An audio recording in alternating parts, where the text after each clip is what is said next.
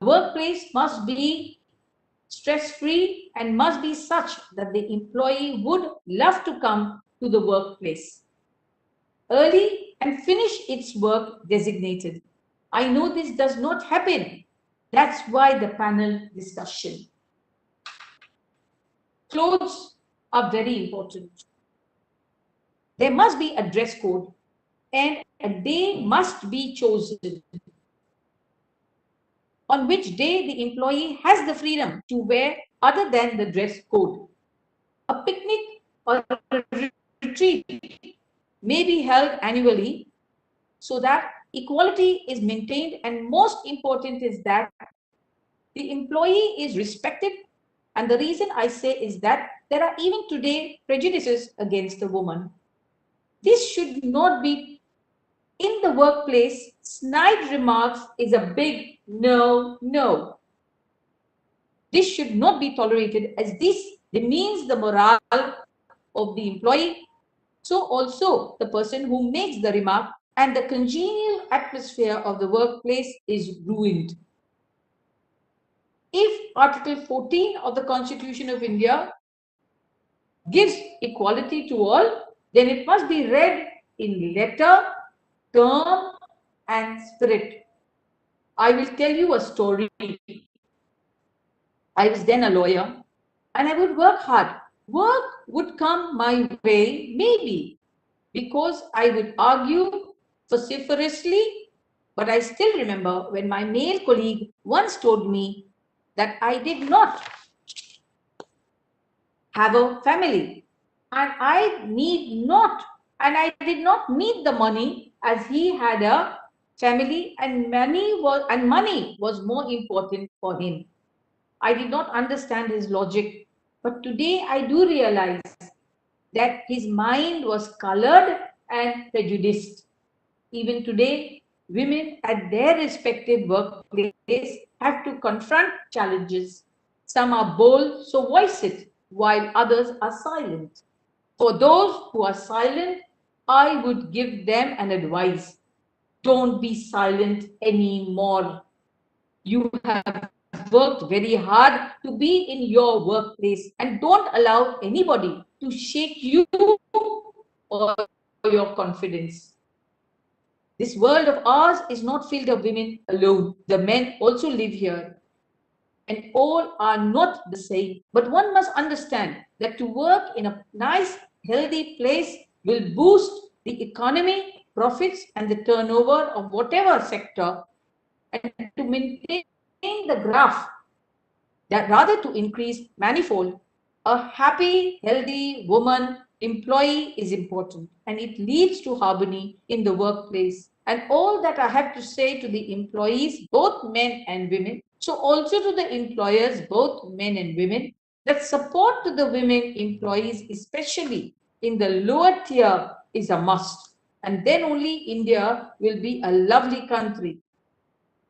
In fact, sensitization is the key word, and it will go a long way, and the workplace will boom with healthy women, employees, and we will have a robust and growing economy. I know that the times are very difficult. We have faced lockdowns, and we live in an era which we call is pandemic. And we previously we would physically greet each other, but today we are greeting each other through virtuals. Nonetheless, I know that you have an industry called the film industry, and you have seen a lot of people who have committed suicide. The reason is because they have problems, but we have to get out of this. Whether it is a workplace or wherever it is, I think it is important that we have to maintain our balance mentally and physically, and then only will we will be able to march ahead, especially 2021 and beyond. Thank you very much. Thank you so much for your insightful words, Thank you ma'am. so much. Now, I request Deepthi Reddy, Executive President, Legal Aid Center, Symbiosis Law School, Hyderabad, to provide us with a context setting for the webinar. Thank you, Sanjana.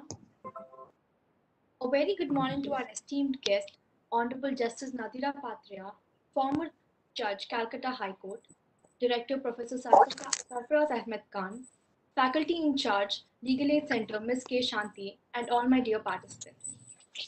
We have all gathered here today to engage in a healthy and much needed conversation about how workplaces impact women's mental health. Mental health and well-being of employees in workspace is significant for employers, society, and the economy.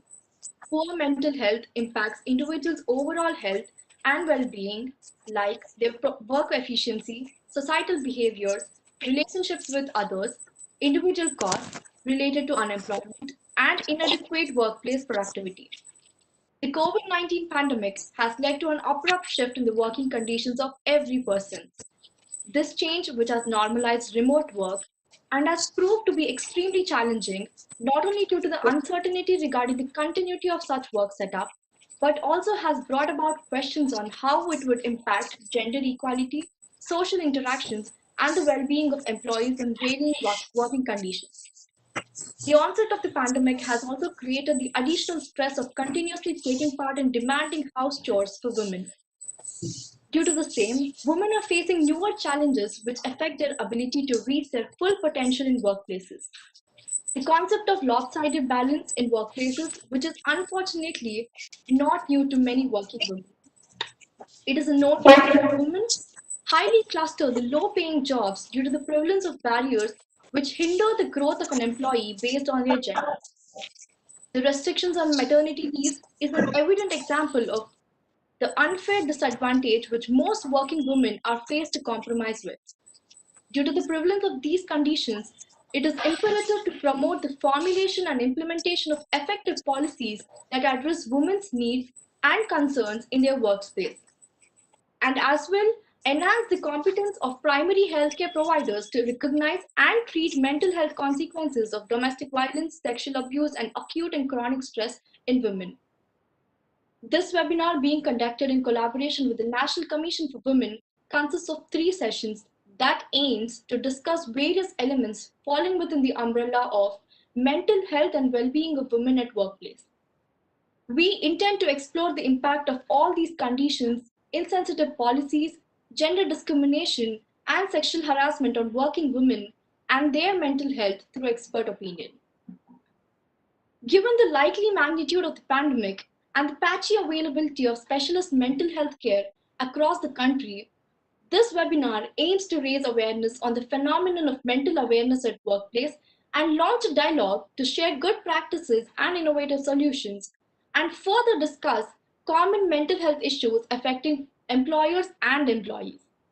In furtherance of the mission of the National Commission for Women to enable women achieve equality and equal participation in all spheres of life by securing her due rights and entitlements, we also aim to suggest possible mechanisms of mobilization to the government, organizations, and the global civil society, as this is an unprecedented challenge. Thank you.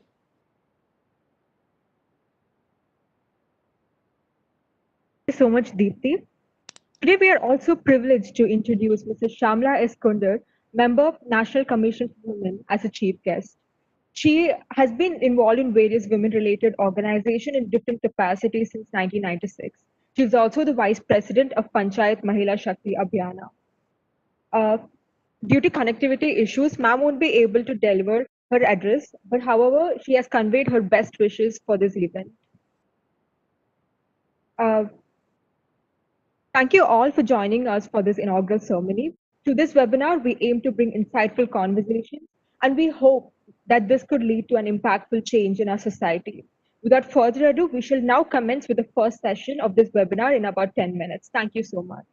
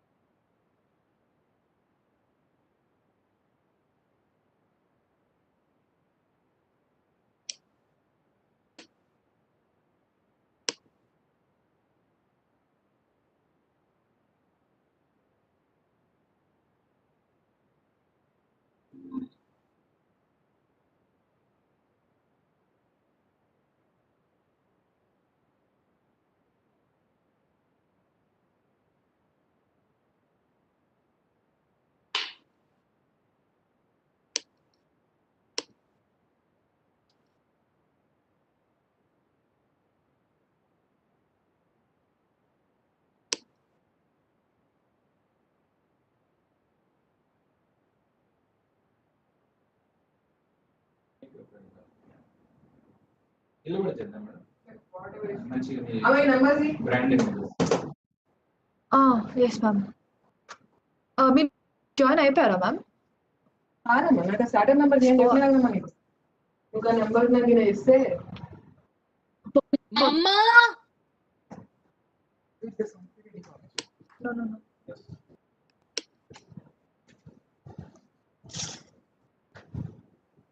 Cool Krishna late గా పెళ్లి చేసుకుంటున్నా ఏమంటే పెళ్లి కాలేదని చెప్పండి.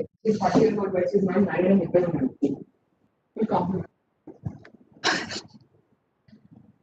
అదే madam మీరు exposure గారు కాబట్టి ఎవరికైనా తెలియట్లేదు. అయితే ఇంకో ప్రాబ్లం బ్యూరో చీఫ్ లకు వీళ్ళందరికీ తెలిసి ఉంటుంది ఎక్కువ శాతం. Personalities who are in the social. Narayana sir అడిగితే నేను షాక్ అయ్యాను. చెప్పాలి కెమెరా లైట్ అట్లుందని చెప్పేది. బికాస్ హి ఈజ్ ఇల్లు 20 years మైక్ పట్టుకున్నప్పుడు నేను స్కూల్కి పోతాను.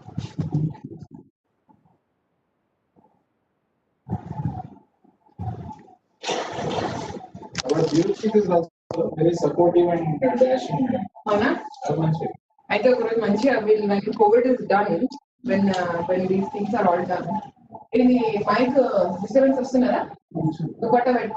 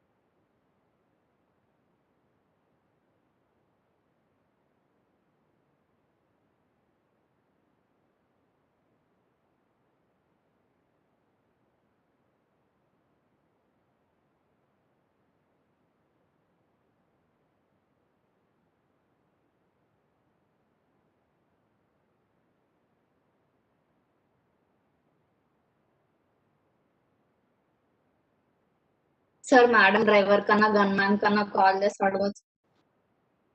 Okay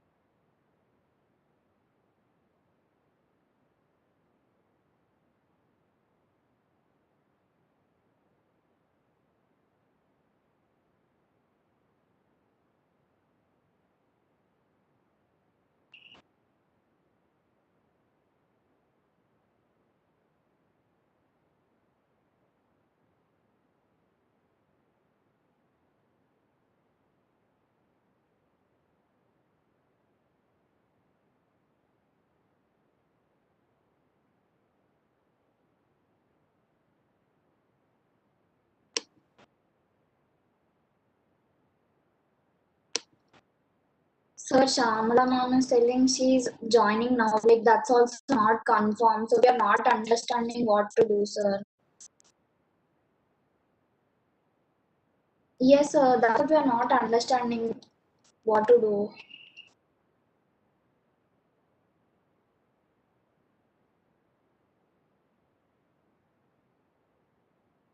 Yes, sir. But like they are not telling correctly if she can join or not. Also, sir. Harshita, we can start the session. It's already late, Harshita.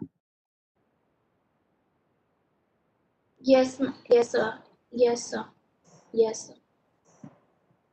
Yes, sir.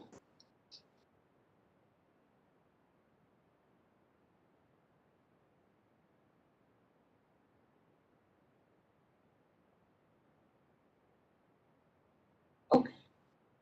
4, sir. Yes, sir. Yes, sir. Sir, can you ask, sir? Yes, sir. Sir, can you call her, sir? Because both of them, I have her number, sir. She PA just sent the number. Can I send you? Yes, sir. Yes, sir. Okay, sir. Oh, I didn't know, sir. Okay, sir. Okay, sir. Okay. Okay. Okay, sir. Okay, sir.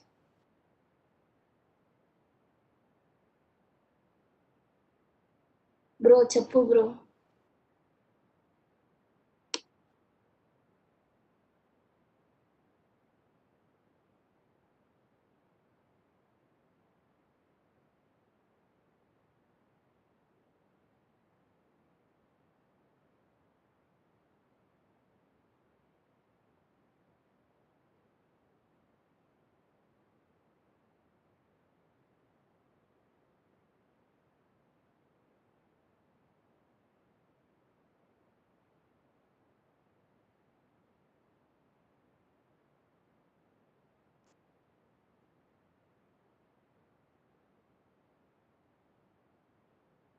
Sanjana, please start the session.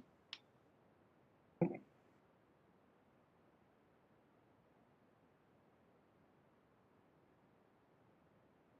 I visible and audible? Hello?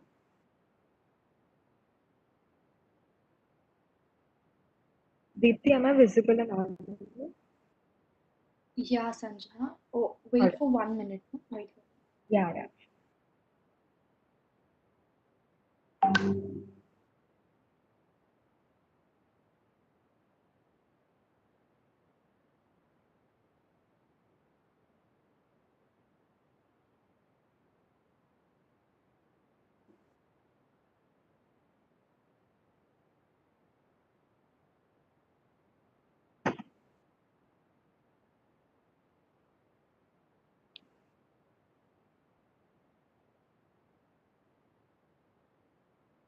Good afternoon to one and all. With immense pleasure, I welcome you all to the first session of our webinar on the sub-theme, Workspace Impact on Mental Health, Effective Policies to Uproot the Hidden Prejudice. Today, we are thrilled to have an esteemed set of panelists for this session. I would like to take this opportunity to introduce to all of you the dynamic speakers we have on the panel. Srimati Sumati Badagola is an Indian Police Service officer from the 2001 batch, currently serving as the Deputy Inspector General of Police of the Crime Investigation Department and Women's Safety Wing, Telangana Police. She initiated Chetana, a distress counseling center to counsel victims who have suffered various crimes which won an award. Sumati ma'am has also led the project for creating modules for schools or educational institutions in addressing issues pertaining to girl children. The module included measures such as training of teachers and involving the SHE teams in effective manner. Ma'am, ma'am will join us shortly and we are thrilled to have you with us today. Up next, we have Ms. Deepti Raula, the CEO of WeHub since its inception in 2017. She's an electronics engineer by profession. She envisions to create a work environment that is gender neutral and enforce economic independence as a tool for empowerment. She is a strong proponent of girls in STEAM and women in decision-making spaces. Ma'am, it's our absolute pleasure to have you with us today. Last but not the least, we have Dr. Purnima Nagraj, who is considered to be one of the top practicing psychiatrists in Hyderabad. She has conducted several awareness drives to familiarize people with common psychiatric and psychological ailments. With an ongoing passion to provide excellence in psychological support systems, Dr. Purnima founded Dhriti, an institute that focuses primarily on the individuals and various issues that confront them. Ma'am, we are honored to have you with us today. With this, Team Legal Aid Center cordially invites all the panelists to today's session. We are also happy to have Ms. Ranat Atri, an expressive art therapy practitioner, as our moderator for the session. Ma'am, over to you. Thank you so much, Sanjana, for introducing us to the panelists and also having me here. So without any further ado, I think we shall start with the questions that cannot wait to be answered, since the topic for the webinar today is so burning and we need to get to it as soon as possible. So we're waiting for the other two panelists to join us. Dr. Purnima, we start with you and we have some questions for you here. The first question for you is, how does a workplace affect your ability to work and vice versa? Ma'am, you haven't unmuted yourself. There is a button there that... Sorry. So thank you for having me here first. And it's fantastic that you're conducting this and there's quite an audience, if I can see. And 2 years ago, I was there actually on your campus and we did when we talked about addictions. So this is something new. This is the brave new world that we are in. So I'm going to talk about workplace that used to be and the workplace that we are facing now. Okay. So the workplace that used to be was an office. We had our security systems in place. We had our teams in place. We had team leaders in place. We had corporate hospitals. I'm a doctor, so we had corporate hospitals in place. So all of these things constituted what is called a workspace. And in those days, working from home was a luxury actually, and which we doctors never had. Now today, the world has completely changed. So if we were to talk about how the workplace atmosphere, affects a person, yes, definitely having a pleasant working atmosphere with lots of open space. In fact, there are recommendations, internationally acclaimed recommendations for workspaces, that they should have a lot of greenery, a lot of open space, the spacing between cabins, spacing between tables if you're working in a more conventional office, specific break times, specific areas for rest, areas for pregnant women, an infirmary. All of these things were requirements. But unfortunately, nobody really took it up. And it's only, I think, when the MNCs came in with the tech institutes, they were the ones who actually took it up. And we were actually able to see a very pleasant working space. So, but the thing is, the stress of work remains the same, whether you have a pleasant space or an unpleasant space.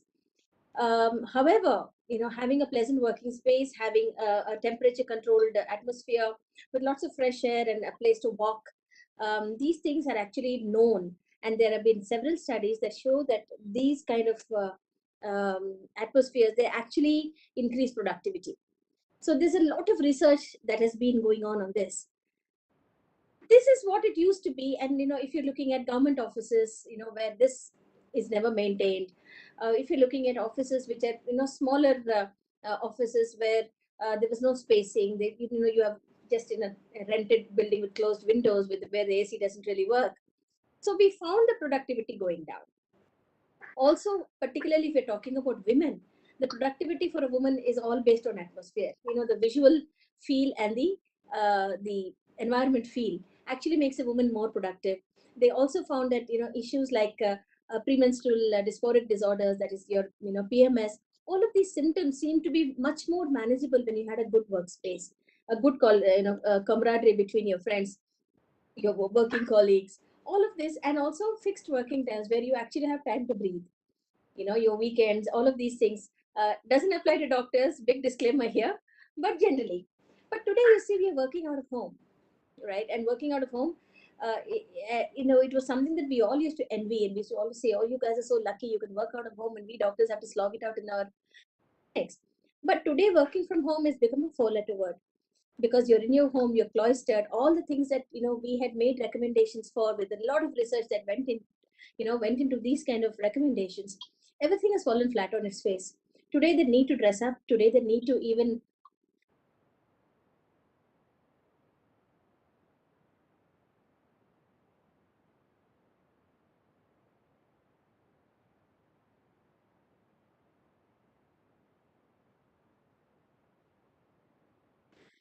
evaluate is actually killing the product.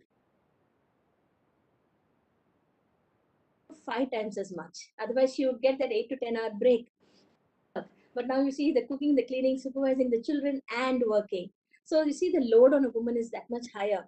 So depression, anxiety are making their way into every household, into everybody's mind, and we are not able to actually fathom the level of mental health issues that are cropping up because of this. A lack of privacy, lack of breaks, and also the fact that now people who used to work about 8 to 10 hours are working almost 20 hours with no rest and working also on Sundays. So I have a lot of we have a small hotline of sorts. So I have people ringing up and crying, saying that, look, I'm not able to handle this. I've been given a bigger role, but I'm not ready to take it on. People, young ladies who are pregnant, but working from home and working these long hours, unable to take rest. So all of these things are definitely affecting productivity, affecting the mental health, and also affecting the way we envisioned that we would be working when we actually started off. Thank you so much, Dr. Purnima, for enlightening us with so much, with just answering this one question. And I think tying into some of the content that you just brought up is the constant workload that is there on women, so Yes. much more than there is on men. Right. So do you think the constant pressure of better performance and proving their abilities are products of discrimination? It has always been so. Even in the more developed world, a woman who's doing the same amount of work, probably more, does not get the same salary. It starts there. The discrimination starts right there. There are enough number of firms that I can point to. We don't hire women in marriageable age because you have to give them leave for marriage, then leave for maternity, right? There are enough number of offices that we can talk about that don't have a maternity room or a place where a woman can nurse her child, or a small nursery attached to the office, which are all recommendations made by several psychologists all over the world. So definitely the pressure is much, much higher, and it is always has been. A woman taking maternity leave is taken as something that is worthy of a demotion or worthy of a bad appraisal, whereas a man taking paternity leave is like, wow, what a guy. I mean, wow, what a guy. So we still have men who get praised. I'm not making any discriminatory statements here, please don't get me wrong, but we do have men getting praised for doing zilch, while women are still struggling to make their presence known in the corporate world or any other world. We don't appreciate women enough in today's world, and more so if a woman is working.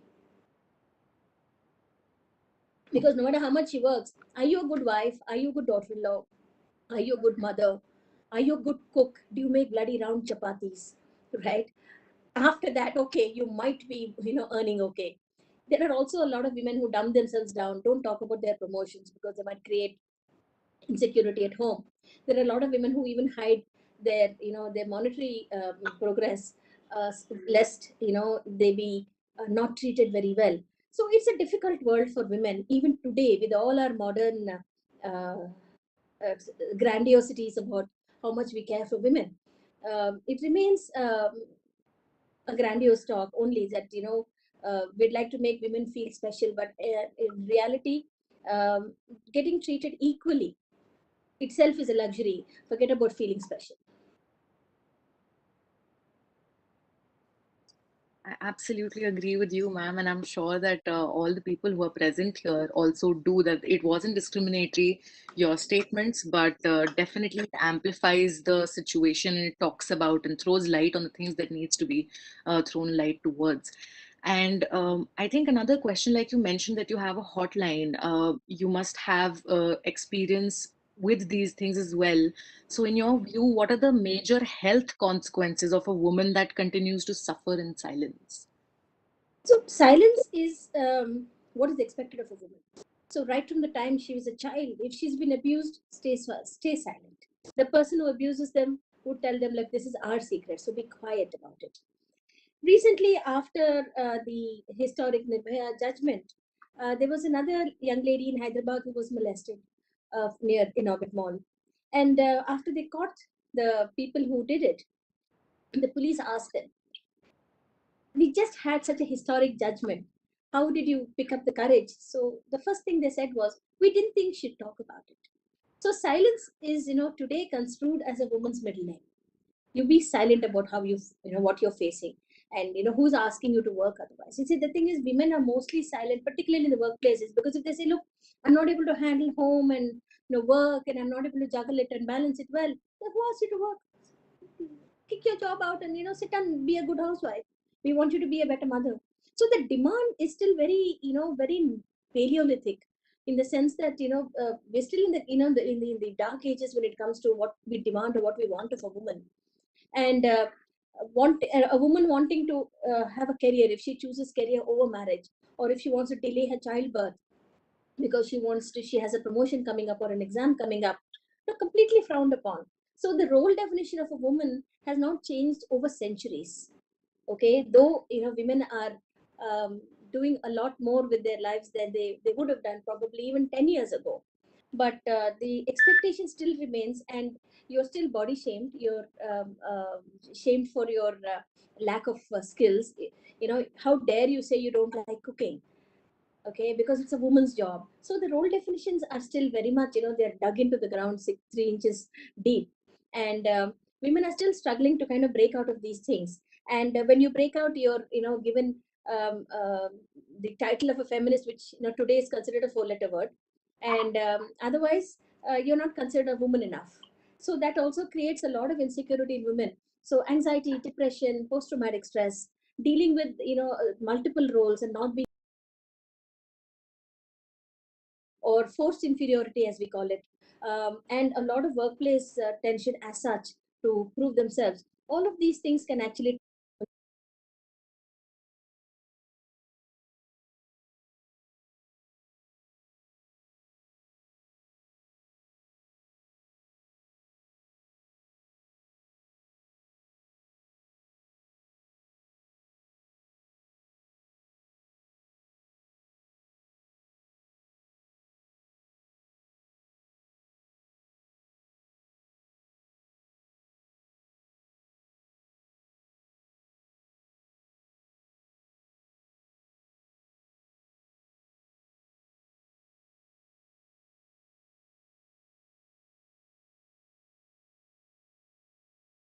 you want equality, fine. So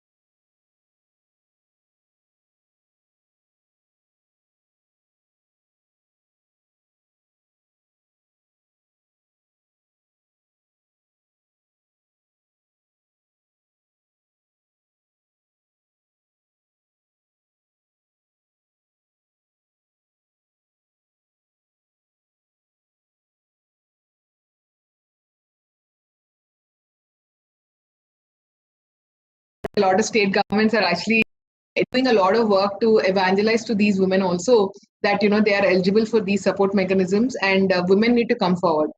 And last and most important, and again I'll come back to my first point here, is that when we travel as a service or as we hub to any of these communities, we try to create role models for them in their local community.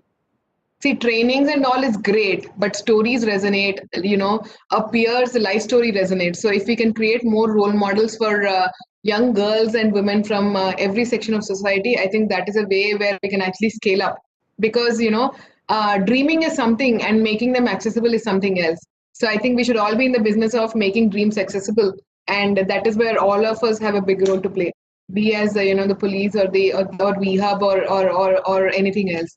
So yeah, that is my 2 cents in how we can actually make it better. Hope that answers your question. Absolutely, ma'am. It's quite a practical answer. Question that was so late. So now I think with Dr. Purnima and with you, we can do a little bit of questions and answers. The first question for both of you is, what are the measurements that need to be taken to prevent sexual harassment at workplaces?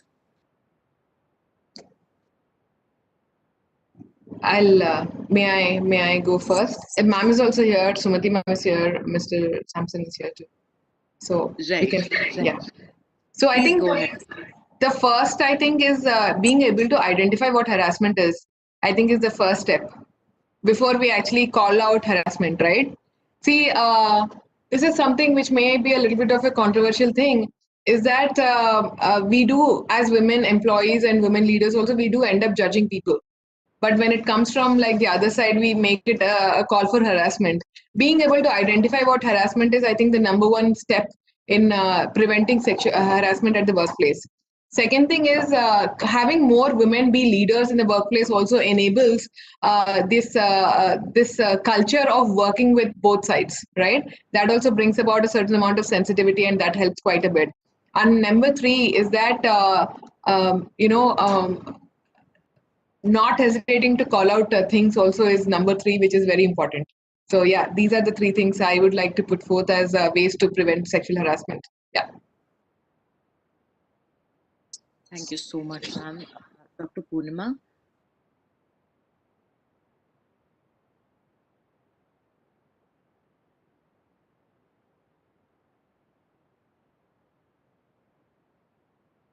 Dr. Purnima, your video and audio is off. Are you present with us?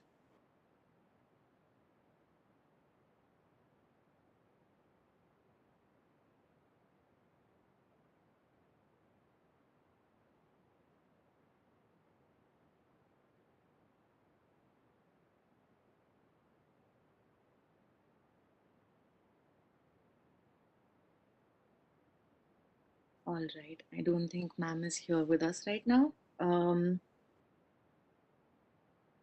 So I think, ma'am, we would come back to you and ask you some more questions. So how do you describe the role of the government and policies in mitigating gender discrimination? Dr. Purnima is back. Hi. Thank you so much. Yes, ma'am. So we just have a question here that's being passed on around sexual harassment. Yes. And how do we prevent that from happening in workspaces? So the first case of sexual harassment that was spoken about, but not given the right kind of attention, was the case of Ramiza Zabi, who was raped in her field, and this was more than about 20 years ago. And it's only after that that people recognize that women need to be safe in their workplace. And subsequently, laws have come in, and the recent amendment was in 2016 and 17.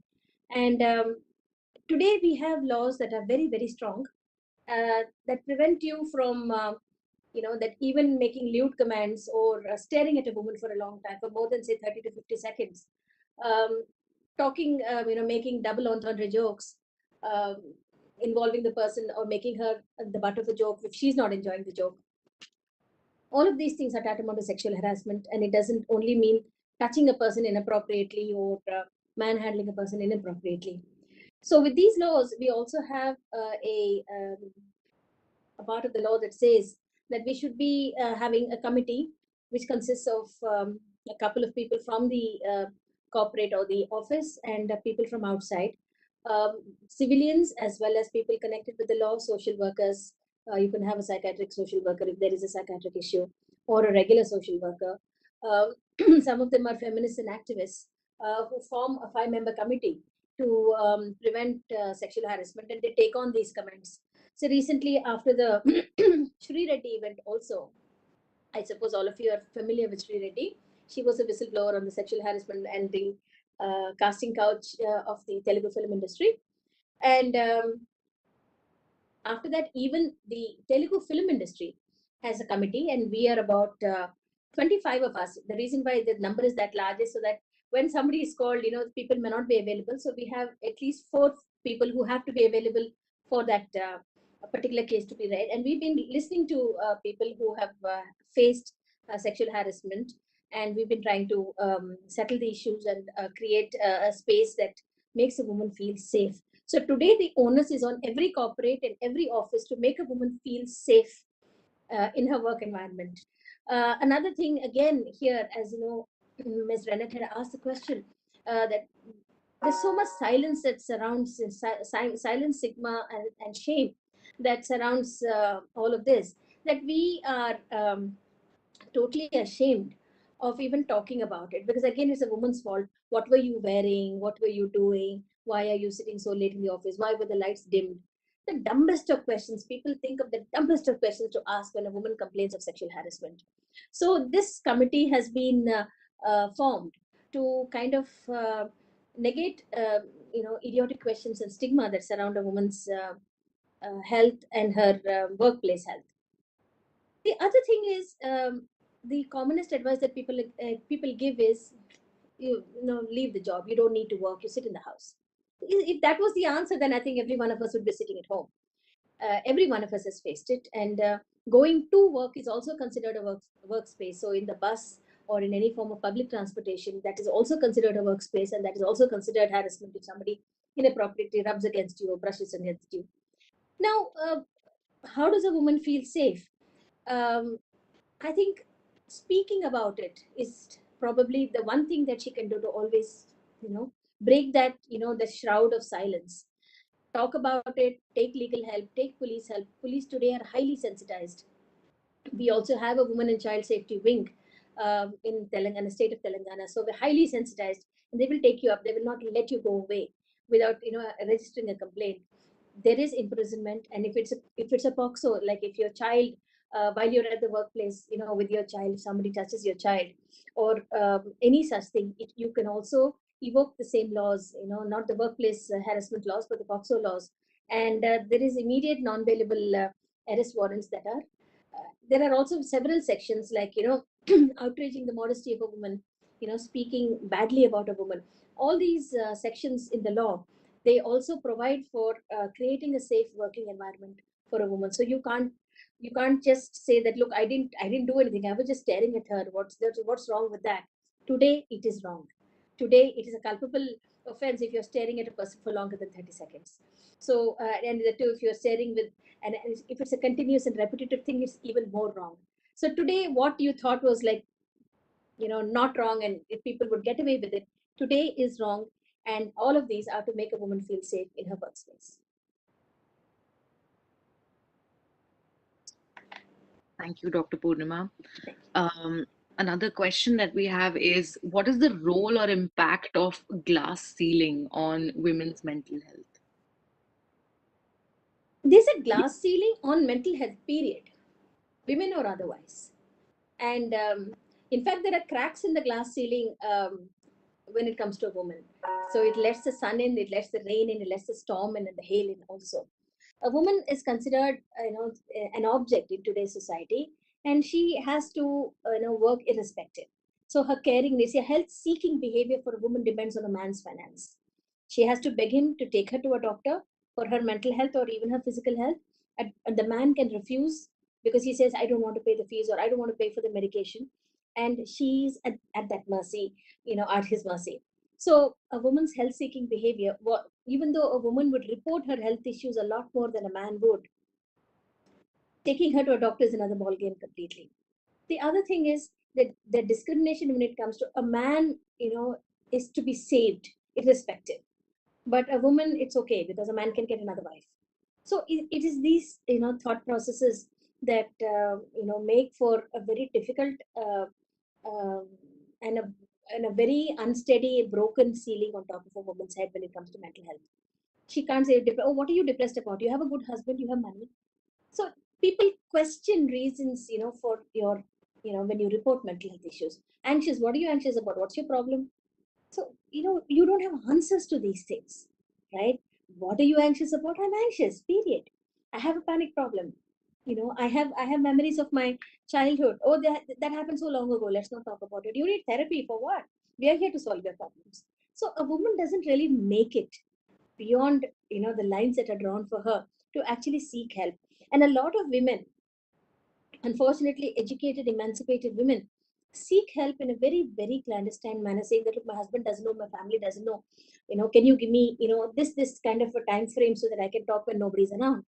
It's a very sad state of affairs. Yes, we as mental health professionals, I speak, for a group that says, yes, we do, accommodate you at odd times so that, we can help you. But it's time, I think, people started recognizing a woman has a period. So without even thinking, we say, we're going to a temple, delay your periods. You have no idea how much it affects a woman, by just taking hormones, left, right, and center to delay the period or to hasten the period. So these are all hormones have a profound effect on on a person's mind. Nobody gets it. It's all about, like, okay, you have a period, don't touch anything. Or, you take this tablet, you do that, you do this.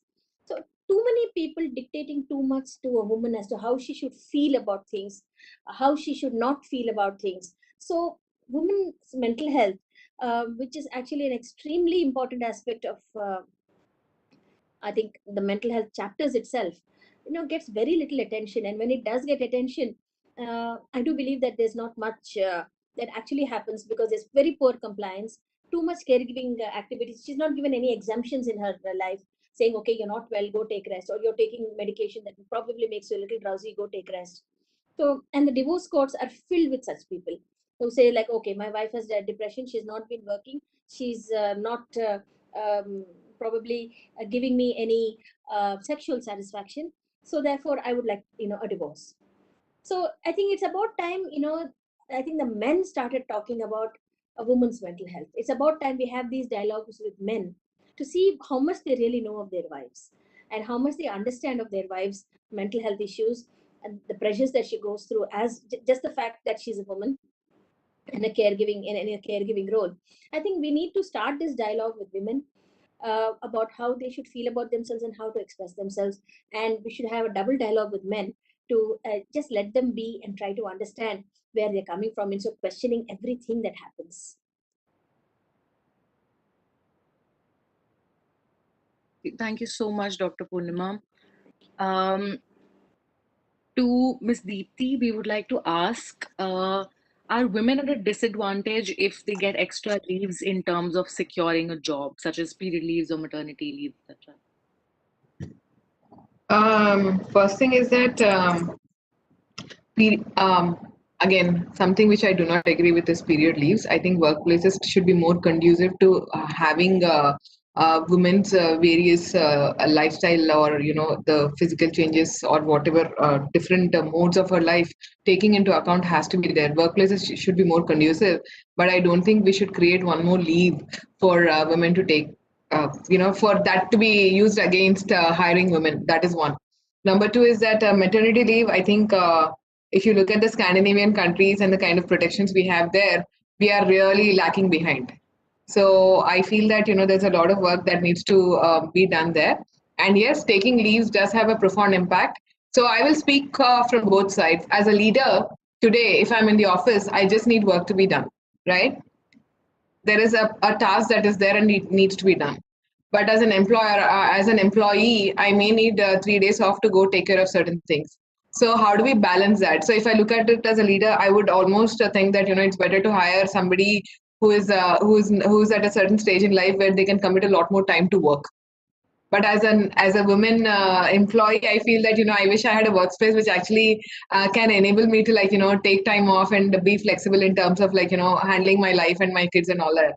So that paradox will always exist. But I think when you do take leaves for women, one of the biggest things is that when you are in the office, if you can make the time count, people will not care how many leaves you take, because end of the day, it is the work that needs to get done, whether you're in the office or not. So if we can be much more, value driven in the office, nobody can actually ask you why you're taking a leave or not, because your work is done anyway.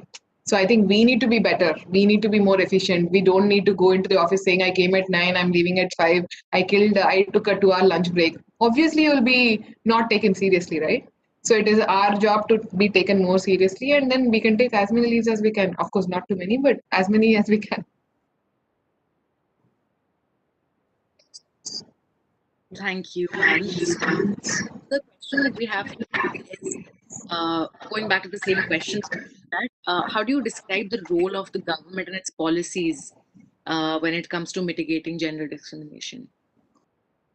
So government is already doing the policies and all that stuff. It's excellent. So a small example is that we have a lot of protections that are there for women entrepreneurs. Okay. A company is called as a women entrepreneur-led entity, which actually, if a woman has 51% stake in the company, right? And then they're also given preferential procurement, which means that, when there is a procurement for a government tender or something, 25% of it will be procured from women.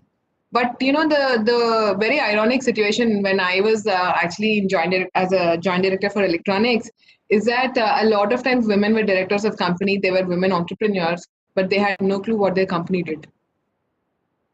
So the protections, and again, I'm sorry if I'm coming back to the fact that women need to be more prepared and they need to do more research.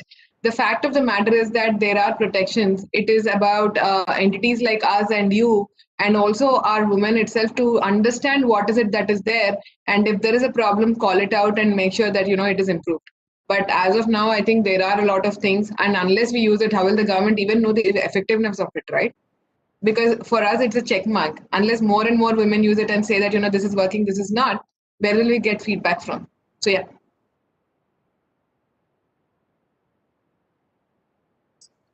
Right. This question is for both Dr. Pooja and you.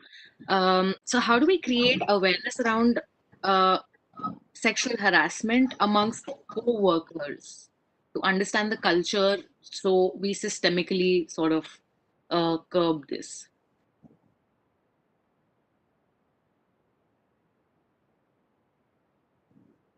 Dr. Poonima, would you like to? Yeah, so let me answer that to the best of my knowledge. I do believe that there has to be a constant dialogue.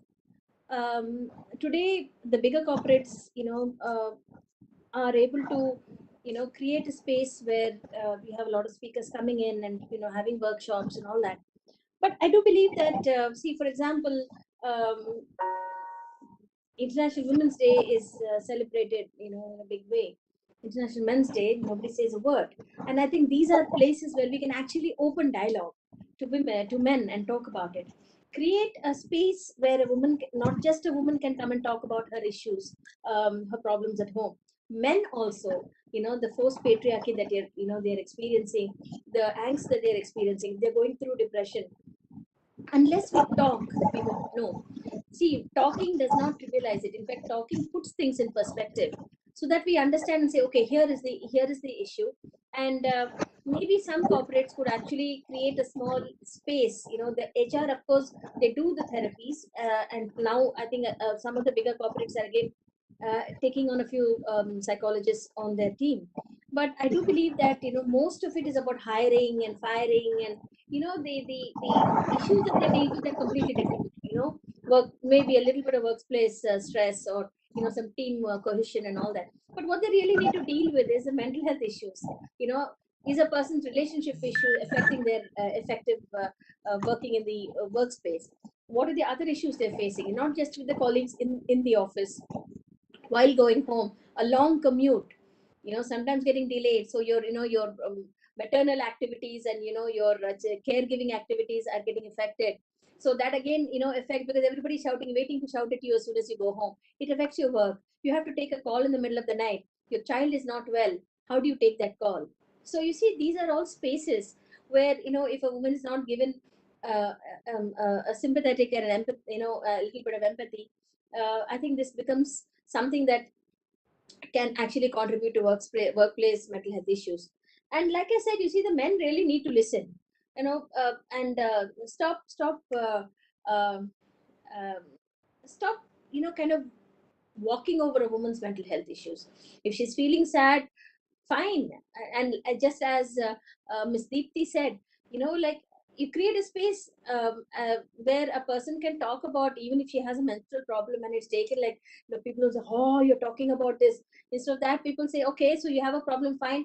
Let me just probably go sleep on your desk for an hour or so, and I'll take your calls if necessary. I think that kind of comradeship is what we should, for mental health comradeship, not just work comradeship, but mental health comradeship is what we really need.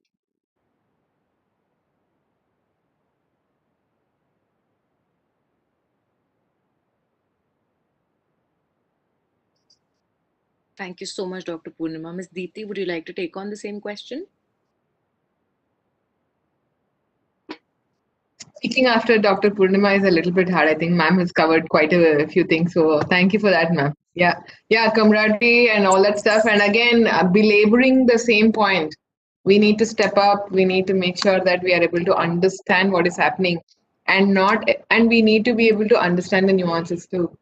Because the more we try to, unless we are more efficient in what we do every single day, we will always be called the weaker ones, right? So that is something that I would like for all of you to please bear in mind. Be better, be best for yourself. That's it. And if somebody says, then you'll have the right platform to say what are you talking about. So yeah, I'm a big believer in that. Thank you so much, Ms. Deepti. We also have another question for you, which is, how and what all do we need to create awareness around for women to be able to feel empowered and step up and be the best versions of themselves for themselves, like you just mentioned? So, for example, there are, like you mentioned, a lot of laws already in place and the government is doing its bit. But then, for example, I myself am not aware of so many things that are there in place for me. And similarly, then there are women who are, even less educated or informed about all these things. So how do we spread the awareness in that sense? So there are a few ways. Number one way is that one of the biggest things that we actually do not have in this is a buddy system or a mentoring system. And again, when we talk about mentoring system, it is again a big organization and all that stuff. No. If you find somebody's inspiring, if you find somebody's doing something which you would want to do, go ask them how they're doing it. That's about it. And mutually, if you are in a place where you can actually talk to younger people or people who are in a certain space where you feel that they can probably benefit from your support in any manner, tangible or intangible, offer it. So I think if we get, first thing is giving and taking advice is number one. Creating that small ecosystem, small network. It doesn't have to be a huge platform. Number one. Second thing is be our own brand ambassadors too. What I mean by that is actually, when, let's say, you're benefited by something today, if I'm benefited by something, I make sure that I talk about it to my friends, I talk about it to on my social, I talk about it on the work platform that I'm on. So actually, if you are benefited by something, talk about it. Don't go on rooftops and shout about it, but make sure that you're talking about it in the right kind of fora. Okay. And number three actually is that again, collaborate and find organizations or entities which are actually working in the kind of spaces where more and more people can be benefited from this awareness. These are the three things that I think that will really help. But number one is actually, number four, have more stories written about women who've actually done great, or somebody who's actually role models, and trickle down effect is also very good. So I think these are four ways that we are trying to do work at WeHub. 'Yeah. Thank you, ma'am. Dr. Poonima, we have a question for you. Do we think that there is enough credit given to women for the work that they're doing, or are they given enough and sufficient promotions, or the credit that is due? Very small percentage of people actually recognize a woman as an equal and worthy of all the promotions he or she gets.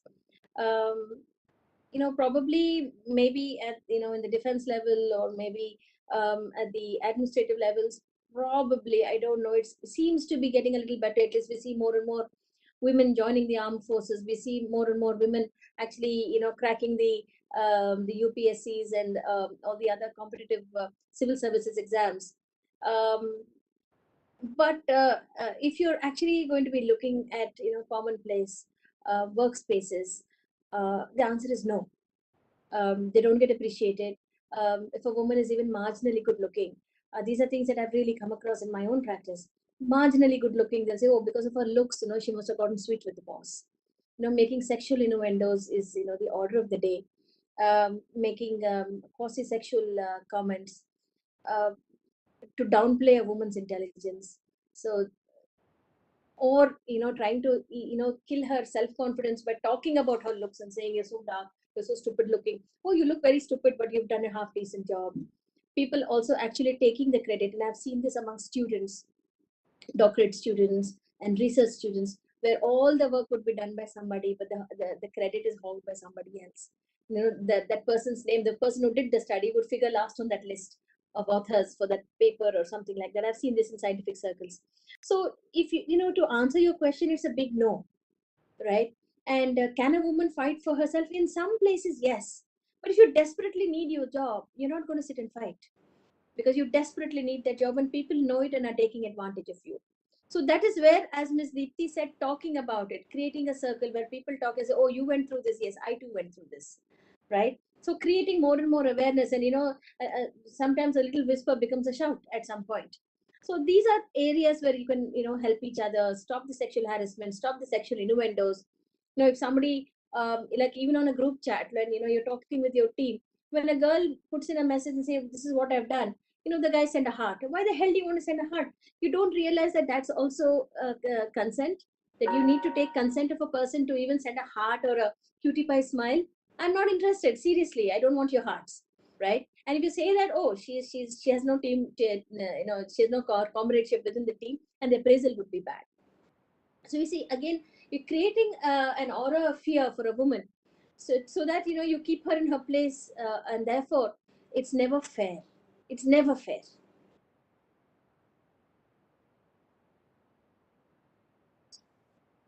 Thank you, Dr. Poonima. Ms. Deepti, would you like to take on the same question? It's interesting.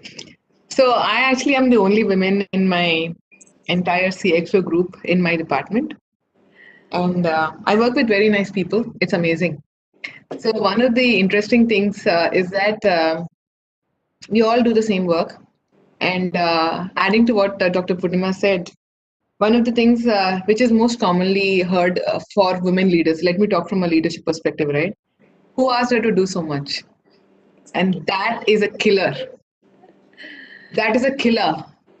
Because you are doing something because you're passionate about it. You're doing something because you love it. You're doing it because you see your team getting motivated and excited. But the thing which kills you the most, and again, this is a very offhanded comment. Why are you doing so much? It means that because I'm here. I enjoy it. That is number one. That is a very interesting thing that I've always enjoyed answering, because I don't usually, when somebody says, who asked you to do so much, I'm like, because I want to is the answer. Usually I give, because I really feel like I should do it, number one. Second thing is also, I do not agree with a lot of terms that are used, that has been since the beginning of my career. Multitaskers, multifaceted. And a lot of women, unfortunately, feel it's a compliment. No, it is an excuse to get all the work on you. So be careful. And number three is also lady luck. And, the diversity partner and all this. And I've heard this as a leader also.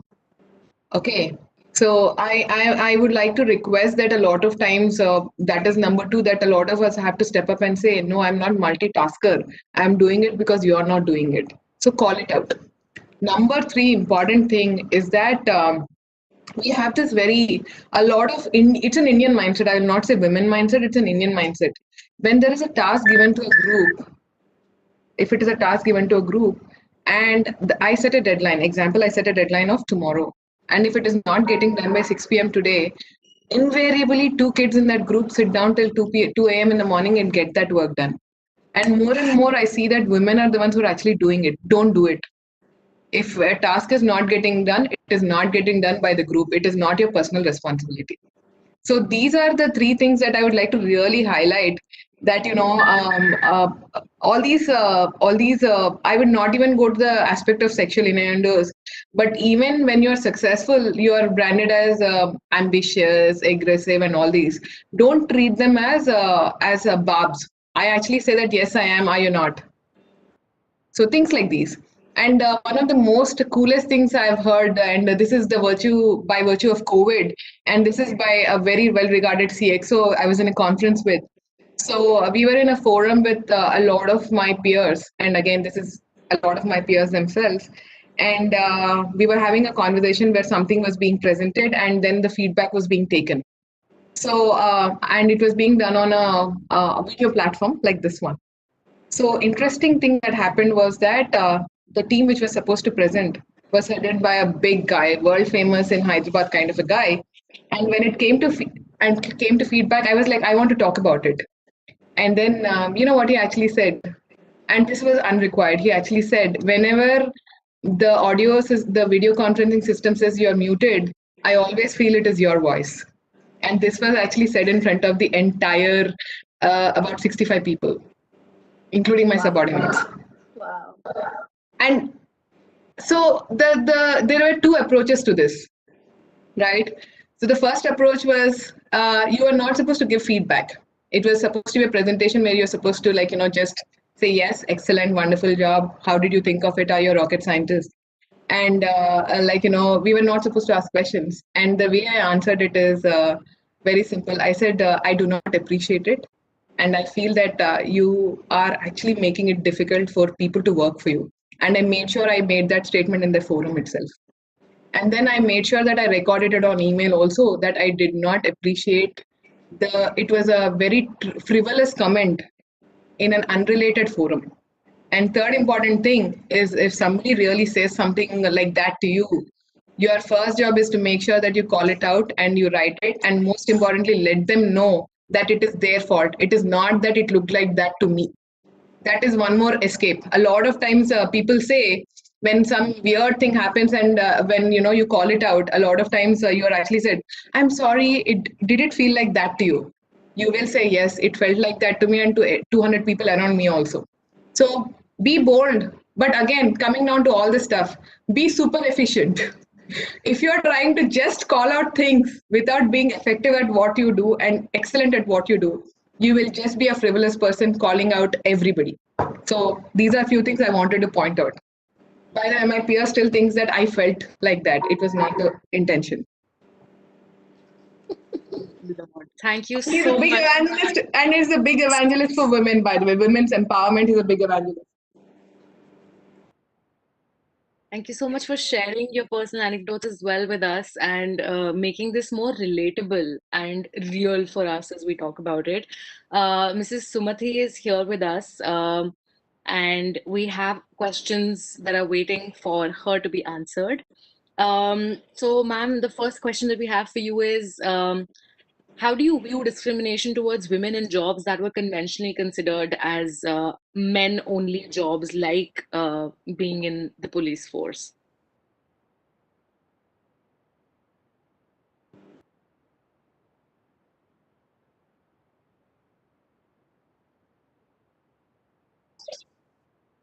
Ma'am, we need to unmute ourselves and switch on our videos. It's not getting unmuted. Oh, And Pilu? Oh, yes, ma'am. Now we see you, we hear you.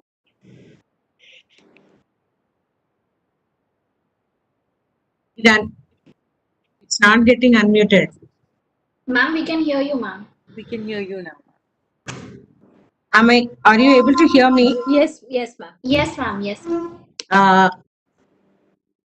Uh, sorry, not exactly sorry. I was in a very important family function and I had to just trip into this.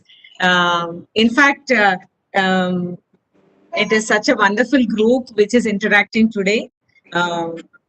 And first of all, for all the women who are here who have talked, I only heard to only one of the panelists around here. I missed listening to all others. Now coming to the topic about discrimination, how do I view the discrimination in the police basically? Basically, I think it is only a sheer number. What I see is as on today, just because the number is very less. Women are made to feel that they cannot do all the jobs. That's all, and nothing more than that. The moment the percentage increases in the police, maybe now it is on an average. For example, in Telangana, it's just 4%. And why am I saying this is number one, you see among the senior levels. For example, when you go to senior officers of the Indian Police Service.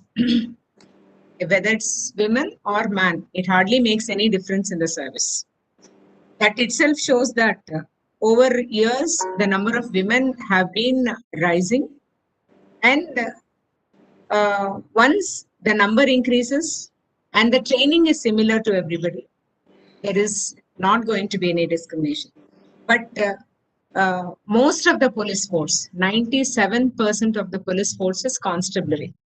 And the training among constabulary for women and men is different. That itself is setting a different tone for the entire service, which we think we will have to change, which we are deliberating that there should be training together for men and women. Because once that seeds getting into the men, that women are trained differently, I think it is going to last forever in the service. That is a first point of the discrimination also, which has to be set right. And next is, the moment your number is less, you are restricted to jobs where you are conditioned to be female, like you are conditioned in the society. They are made to do only reception job. They are made to do only a computer operator, as if they are made to feel as if they are lesser efficient job. I'm not saying they are less efficient jobs, but still they are female centric as conditioned by the society. It is nothing like that. And third thing, what we feel is the decision making. The decision making as it is in the society, mostly it has to get elevated from patriarchal to gender sensitive to gender neutral. We are still at the last stages of patriarchal decision making. First, we have to convert ourselves into gender sensitive, then into the gender neutral decision making, which I think is a long way to go in police still with the sheer numbers we have. And yes, but we are very hopeful because there are many officers whom everybody is watching among women like men, whom police or within the police circles or outside the public don't think that they are women officers. They just think that they are efficient officers at all the levels. I'm saying at all the levels without any inhibition to the level of service. Thank you so much, ma'am. I hear the hope and I hear also the three things that you talked about. That was really wonderfully put. Thank you so much for that. The next question that we have for you is, how do we control sexual harassment at workplaces and what is the contribution of laws when it comes to sexual harassment? Law is perfect, actually. Law is perfect and law is very stringent also. But where I think we are again, where we have to make strides or improve ourselves upon with respect to harassment at workplaces is, I will just tell you an example. Yesterday, I think during this time, from a very senior hospital ring, a woman walks in and says she has come in to do a non-medical service because of sheer pleasure and passion she has into the service, and she is sexually harassed by an officer of a rank of GM and head of that famous ring of hospitals across the nation. And I have put forth before the ICC. ICC is composed of women who is of a very senior rank also in that group, but still they are lobbying to see that that man is out of it. And they asked me to get XYZ data. What is a guarantee that he only has sent it? See the questions. If you want to really not be empathetic towards this kind of harassment, and if you really want a proof of law or proof of what has happened, the law will remain only as a law and it will not force itself into execution. That is where I think is the first fault which we are seeing. Because once you go into and place an issue before ICC, number one is whether the people who are selected into ICC are suitable people where I can approach. Most of the times they don't approach because they think, or the perception is that they might not be redressed, that their issue might not be redressed. And most of the private institutions, constitution of ICC itself is very nominal.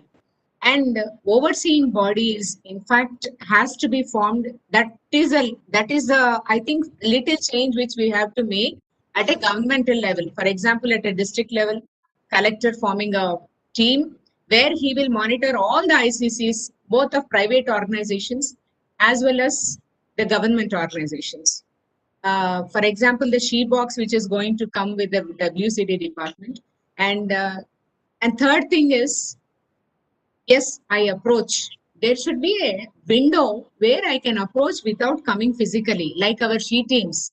I can just drop in, put my message or put my issue somewhere online, and that too without being told who am I at the first instance, to get it cross-checked whether such a thing is happening in a particular organization will be of a better purpose. And suppose if a woman is being harassed in a particular organization, it doesn't mean that woman is alone. That woman alone is being harassed. There might have been many people who might have been harassed by that particular perpetrator. And once if you leave him, I think there will be continuously, he thinks that he can do the same thing for n number of people. And that is what is happening. It is the same people, same kind of people who have same kind of attitudes who keep doing. It is not that everybody ends up doing this. It is very small chunk of people who do it, but we are failing to take stringent action because of some systemic lapses. That is number one, placing right people, right approach. Right approach in the sense, there should not be any specific way of approach. You should get information, that's all. It is not about intelligence, or I should say intelligence or information. And it is not complaint per se. If I get that in my department, in the women's safety wing, somebody is being harassed of a particular rank, I should get it inquired thoroughly.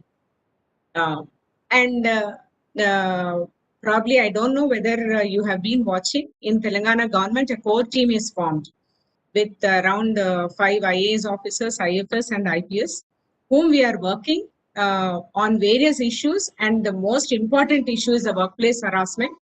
How to actually make this act more workable at even private and government institution levels. How it has to be reviewed every month or at least on a very constant basis, so that it can be, ICCs can be made more approachable to women. This is what we are working out. Probably we are going to come up with an app kind of a thing also, where anybody can just complain and we will keep getting in. Thank you so much, ma'am. That's also great news that you told us about. Thank you also for sharing the information that you did and your experience and examples. The last question for you, ma'am, is how does lack of flexible work arrangements for women affect their mental health? And what are the possible changes that can be made to support women's mental and physical health, since they go hand in hand? Yeah, lack of flexibility. Uh, Mostly, it is affecting the efficiency of women, undoubtedly. Because of lack of flexibility, it is not lack of talent, it is not lack of ability to do or will to do. Then how to bring this flexibility? Yes, especially when I will take my own force into consideration. I have to work 24/7. I have to be available to work with the same kind of efficiency. And I cannot say it is weekend, you can see me on Monday, because the issues which come to me cannot wait till Monday. Uh, and people who are generally stressed out only come, and who require immediate hearing from us at different levels. And the fact that if you are not properly placed to listen, you are creating a stress for yourself and also to the person who comes to listen to an issue. To mitigate this, I think number one is on a broader level, massive increase in the force. Now it is 1:1,000. We have to make it come to at least 1:200 or 500, where flexibility of timings can be given to you. I have to have ability to choose when I will work, which 8 hours or which 10 hours, which 6 hours I choose. Definitely, I will give my efficiency. The moment I have that, and you are a ground force, you are at a cutting edge level, and you don't have any kind of work hours scenario to work with, and you are expected to work with same amount of efficiency to work throughout. So number one is that can be possible practically only by increasing the number. And number two, even when the force is very less, for example, I will take the scenario now. Even before 33% was introduced among the police force in Telangana, likewise in many states, around 21 states in the country, there were about only 1, 2, or 3 women in a particular unit, up to 10. So they cannot place one woman in a police station or 2 women in a police station and make them work.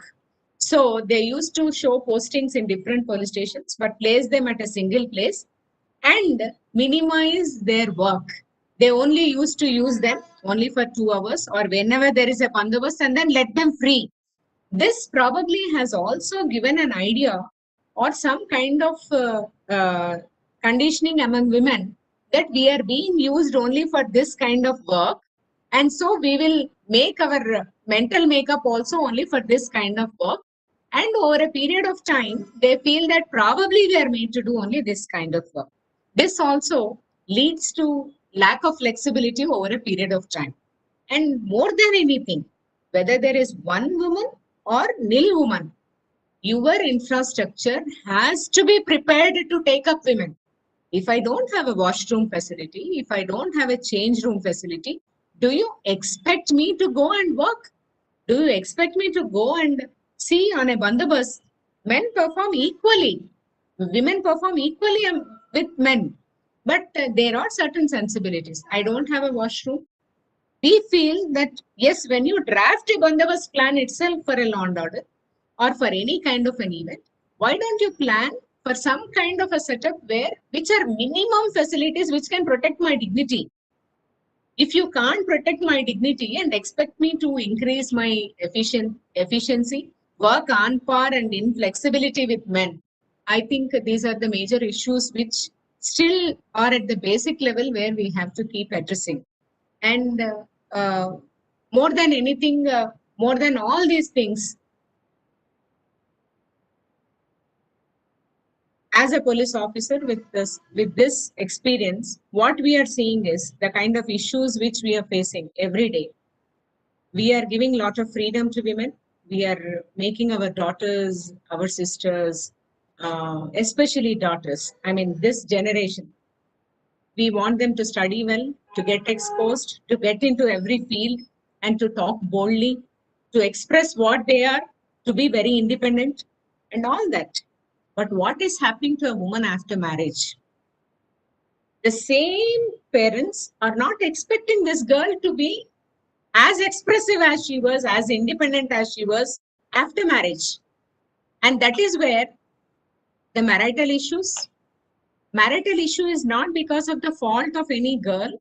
It is not because of the fault of any boy, because lack of preparation from the other side, that a girl is coming into a house or entering into a wedlock to a particular person, and who has brought up in a very different way in a modern scenario where I have to change myself to accept or to respect this girl. That lack of respect has to be, that gender sensitivity has to be brought, most essentially required among men and boys who are raised right from the day they are born. And we are teaching girls, and girls are forcibly, now I know that I have to work efficiently to survive and to stand first or to stand out or to become, to show myself off that I can do everything. And girls are doing it. Undoubtedly, every girl is outperforming. The reason is they know that only fittest can survive. But what I feel as a police officer is it can be smoothened. This change, this transition, let it not disturb the societal structure as a whole. This transition can be made much more smooth by interactions like this, where we can start identifying the areas how this kind of transition can be made much more smooth rather than accepting as it is. Anyway, girls are changing. Girls will change. Girls, it is an era it is a women's era which we are witnessing and which we are going to witness more and more in the coming decades. But let the world accept it, that the world is towards gender neutrality. It is not gender sensitivity which we want. Accept women as a human resource. Enough. That is enough. And yes, the world is going to see, and there's without much interruption, much change, or even much damage to the fabric which is already available within different civilizations. And I cannot compare myself with an American civilization. And I cannot change myself the way I think. I have to understand where I need to change and change to that aspect. That understanding of where I need to change, I think there are different stakeholders who have to work together. It is not, it may be educational institutions, it may be the mentors who come up with a boy or a girl right from the day they are born, other than parents also, who come or who get along with them at different stages of life in the institutional setup or as an individual setup, who have to understand this transition has to be made smooth. I am head of an organization. Say I am a head of a private organization. I have to understand I am dealing with human resources. I am not dealing with men and women. And that I will keep on framing rules for men and for women and be more sensitive towards women. Women don't expect you to be sensitive. I don't expect somebody to be sensitive towards me. I expect somebody to realize that I am a human resource. In police, I can say, see, I am at any point of time, I am surrounded by 100 men and it is alone. I am alone. When I say it is 4%, you can imagine it is 96 men around each 4 females.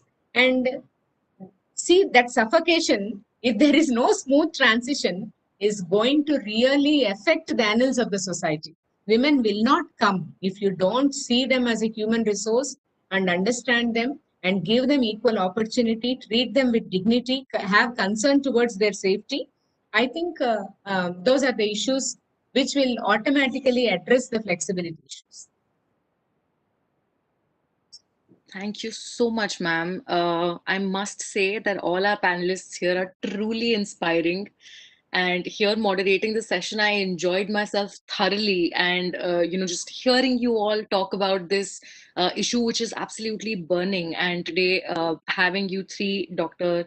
Purnima, Sumati ma'am, and Ms. Deepti, thank you so much for answering all our questions and being so elaborate and expressive about all these questions that we had for you all. Thank you so much.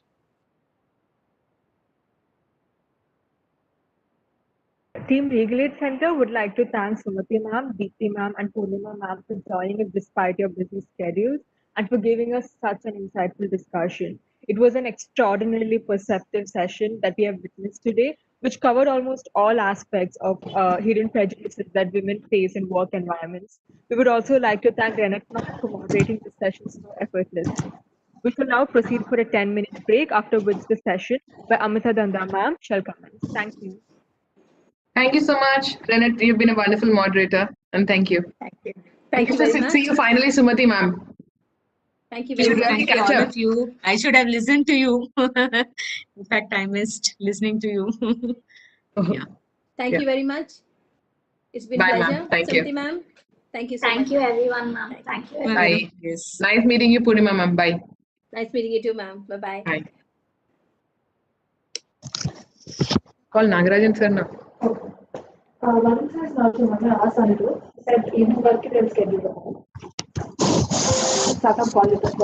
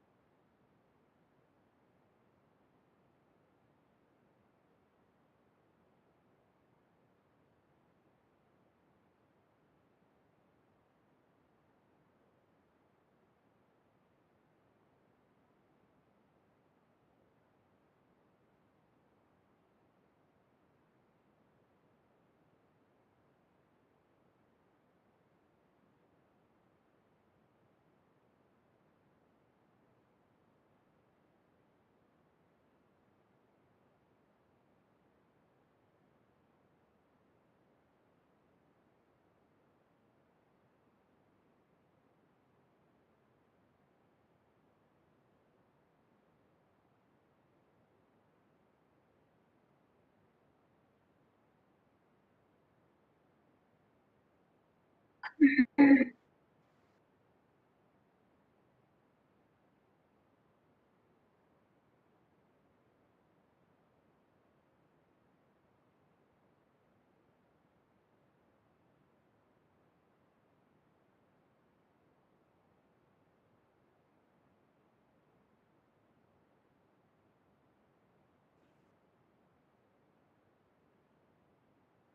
afternoon to one and all.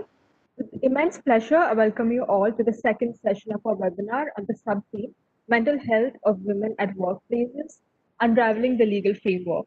Today, we are thrilled to have an esteemed personality for this session. I would like to take this opportunity to introduce to all of you Professor Amita Danda. Professor Amita Danda is an Indian academician and an activist. She is a professor of law at the Nalsar University, Hyderabad. Ma'am was involved in the negotiations of the UN Ad Hoc Committee that drafted the UN Convention on the Rights of Persons with Disabilities. In 2011, she was the leader of a committee set up by the Ministry of Social Justice and Empowerment of the Government of India for drafting a law on the rights of people with disabilities. Ma'am, it is an absolute honor to have you with us today. Over to you, ma'am.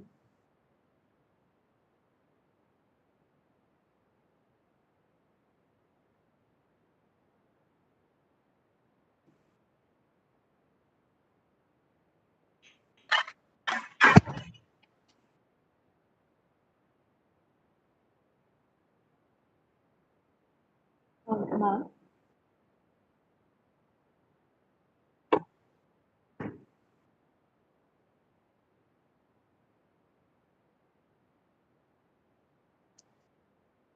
I can't hear.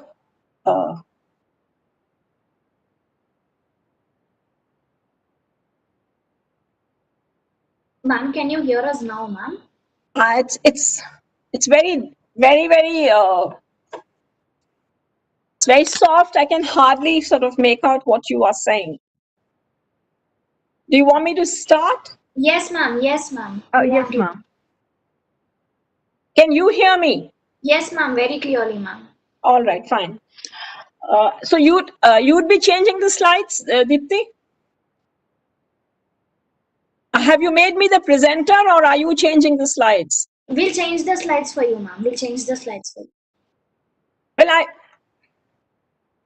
if you can make me the presenter, then I can change the slides myself. Yes, ma'am. We'll do that, ma'am. 1 second. Yeah.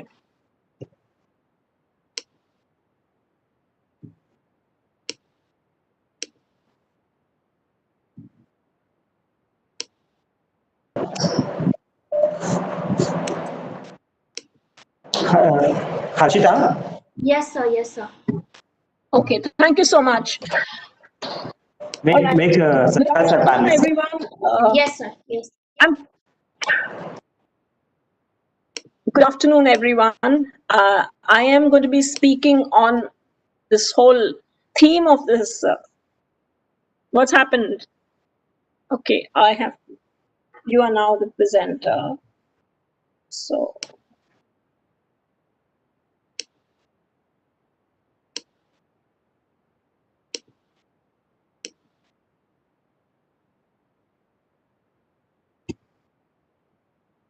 Okay.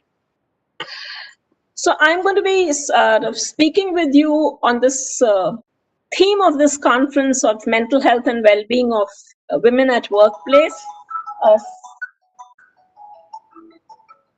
specifically asking to kind of unraveling the entire the legal regime around this whole issue. And the organizers had sent me a set of questions. And if you look at the questions, they're asking me like, what are the woes of working women that can only be responded by the law? What major obstacles or gray areas that I see in existing laws? How can these laws be modified? How should women enforce their rights? And what are the legal consequences if personal rights are breached? These are, there were a couple of other questions on the whole question of men having an objection to this kind of special treatment of women because of the fact that equality norms are breached in some manner. So I would somewhere I'm not really addressing that question because I think that's one of those time-old ones where you can keep answering till the cows come home. And hello, are we okay? Okay. Yes, ma'am, you all are hearing. I think someone's mic is open. So please mute everyone, mute their microphone. Okay, so these were the questions which the organizers sent me. And in addition, like I said, they also had this question of men questioning the special treatment of women as a breach of the whole right to equality. I think that's one of those questions which you can keep answering till the cows come home, and you will still have someone getting up, maybe someone who's woken up to the whole question of the distinction between formal and substantive equality, who may keep asking it. I am not dwelling on that question. I really don't think it is worth our while. What I'm going to be doing primarily is to be looking at just these particular questions and why is it, I mean, what are the presumptions that are behind these questions? Now, the presumptions that are there behind this question is somewhere that, you know, like if we have a problem, a social problem, then law is the panacea, either as it is presently available or after, if all the inadequacies are sorted out and everything, then after that, it is something which is which can be done. So I would somewhere, and like, you know, and the like when you talk in terms of any kind of thing being that, you know, that that medicine which can set everything right, you only need to know what the directions for use are, and then of course everything will be sorted out. The other presumption of this whole set of questions, or like what I had said in the first 3 points here, is that when you use the law, there are no mental health contraindications. You know, like for any medicine, you would say that, all right, if you use this medicine, then this may be the way in which it can help you, but these are the other kinds of, you know, like, what's it called, the side effects that you may have by using the medicine. Whilst in medicine, these kinds of side effects are specifically put on the medication bottle, somehow or the other, when we, even though we think of law as this ultimate panacea and this medicine which could solve all our social problems, we do not really believe in informing the people who are going to be using that medicine as to what could be the side effects. And I am somewhere of this belief that this is not really how any set of experts should behave, because if people are coming to you for obtaining expertise, then it's your duty almost to say, all right, this particular remedy that you are using, these are its benefits, but these are its costs, these are its minuses. So I have two kind of choices before me. Either I could have taken the choice of answering the organizers, or I could have just totally problematized all the questions that the organizers were raising. A younger me might have just taken the second choice and only problematized. But I think as one gets older, one gets a little wiser. And as you recognize, I recognize the fact that possibly positivist law is not the ultimate panacea. And just getting information on positivist law is far from sufficient. I also do think that to absolutely ignore positivist law is also not a very wise choice. And this is, I think, a more recent kind of realization in my life. So what I am kind of going to be doing with you this afternoon is I will both answer, or at least answer to the extent I feel one must answer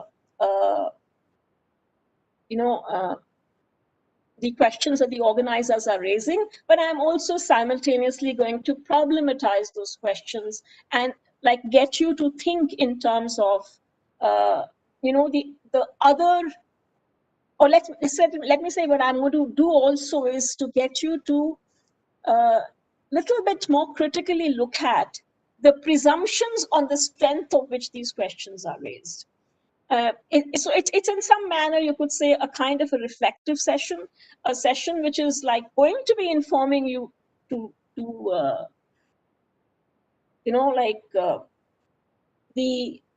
the sort of information or the sort of update which the organizers want me to provide. But simultaneously, I also want to spend some time on worrying about that, okay, when you take the legal choice, what exactly does it mean? So the first thing that I would sort of like want to point out is that we need to be cognizant of the fact that legal remedies do not come without their mental health costs. And I'm going to sort of outline what those mental health costs are, but it's important to sort of recognize the fact that this is not a zero-sum game. It's not like, or a win-win game that, you just go to the law and all gets sorted. So the first thing that would happen, of course, is that when you are going to take legal remedies for whatever is causing you distress at the workplace, you will really need to relive whatever is causing you distress. And because the adjudicators, and that's one of the factors when you go in for, you file a complaint, the internal complaints committees that you have in relation to sexual harassment or in relation to creating a toxic environment at the workplace, the adjudicators are not there just for the complainant. They evidently can be kind of leaning towards the complainant. They may be empathetic towards the complainant, but they are still required to balance between the hurt of the victim and the fair process entitlements of the wrongdoer. So as a result of which, there would be a continuous kind of a probe. You would be constantly be asked, okay, then this happened, then what you felt, and then what happened after this? Who else saw you? Did you complain before? Did you go to your superiors? A whole range of, so in a way, you'd almost start to feel, my God, like I am the one who's the hurt person. And here is it that I'm virtually being put into the dock. But it's like, if that's almost inevitable in terms of that when you're seeking a legal remedy and you want a complaint to be adjudicated upon, then the adjudicators are obliged to do this. This is part of that whole process. And we can't even say, oh, but why are you doing it? Because the truth is, it's not like, I'm not talking in this particular context, but just generically, it's not like wrongful complaints are not filed. It's not like you could be making a mistake in what you think somebody has done or not done. So this fair process requirement in the law is something which I suppose if we are not the involved parties or if we are not the complainants is something that we would want. So, and this is the reason why this process is bound to be there. You may kind of upscale or downscale it, but it's bound to be there. And that has to be recognized when one is going in for especially a complaint solution.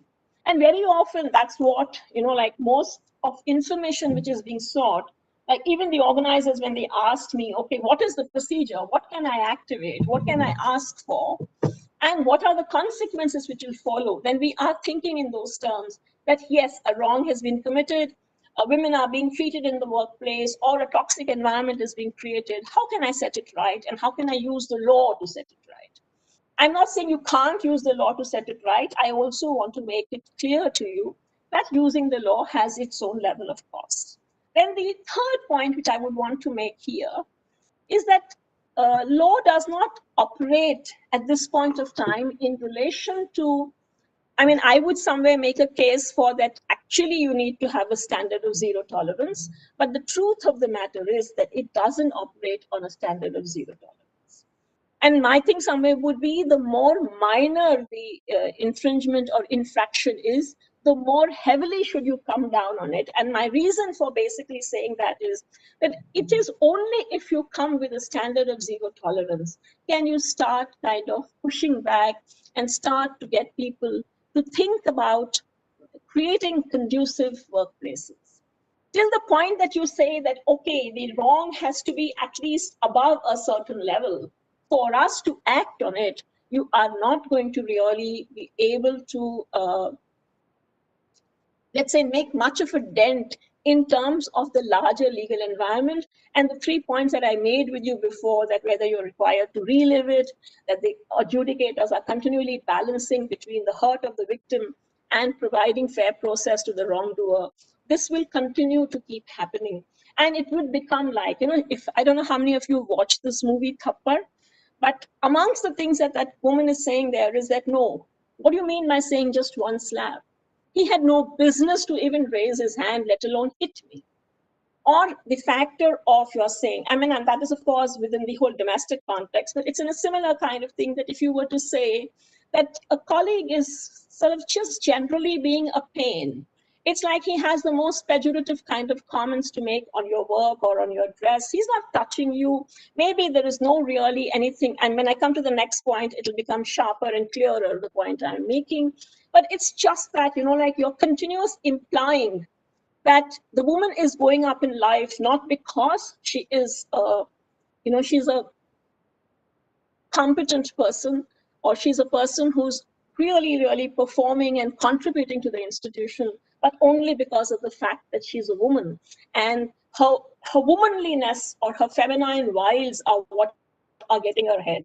And if that is continuously implied towards what, and those kinds of remarks or that kind of allusions are constantly made, it would make for a very toxic environment, but would it be a basis for obtaining relief? You might have people saying, yes, very offensive conduct, very bad, but not sexual harassment, and definitely not the kind of thing on which we can do too much.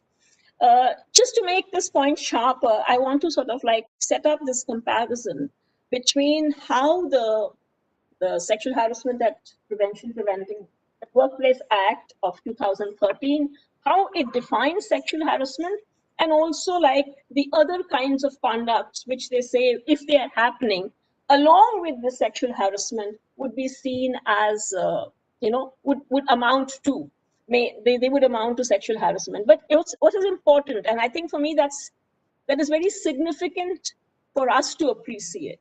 What you're talking about is that physical contact and advances.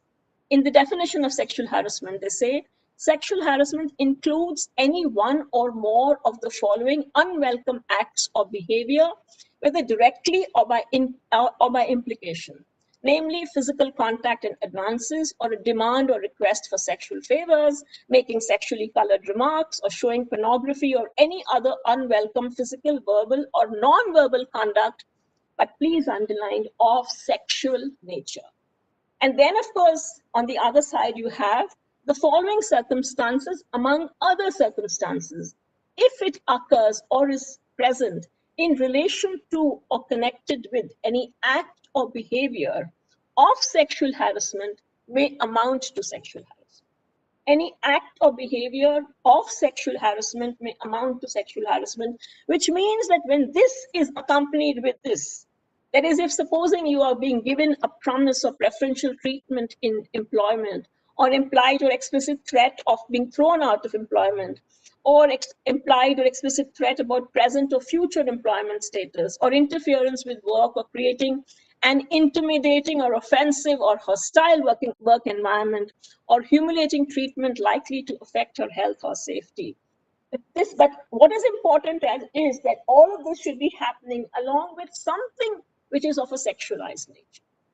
The difficulty that one finds here with is that when you make this as a connection, what you are putting out there is that you can only be making for a hostile work environment for a woman if that hostile work environment is somewhere mediated through, or is happening through some level of sexualized conduct. If you say that your boss is being pawing at you, or like you have these very evident kind of evidences of sexually colored remarks, but supposing that is not the case, but all of this is happening, or especially the last thing is happening, that you're getting humiliating treatment which affects your health or safety, but it's just about you as a worker, the sort of implications that are made on an all the time basis, it is definitely affecting your mental health. It is definitely creating a toxic environment. But the manner in which the law is framed at this point of time possibly if you make a complaint, it may be said that no, this is not sexual harassment. In the sense of that we are seeing sexual harassment as very in-your-face, egregious conduct with the sort of, sexualized misconduct that we see is what happens to women. If the sexualized misconduct is more structural in nature, it's more to do with the fact of that you have an objection to the fact that a woman is your boss, or you have objection to the fact that the women or the women working in that particular office are the more competent people, are the people who are able to do much more, and you have a difficulty with, say, either taking orders from a woman or being ticked off by her, or being seen as the better worker. And as a result of which, a whole kind of onslaught of humiliating treatment or offensive remarks is launched out. Because this particular kind of conduct is not connected with that one. You might just find that you file a complaint and the complaint comes back to you as saying that, yeah, not very desirable conduct, but we do not see this as sexual harassment.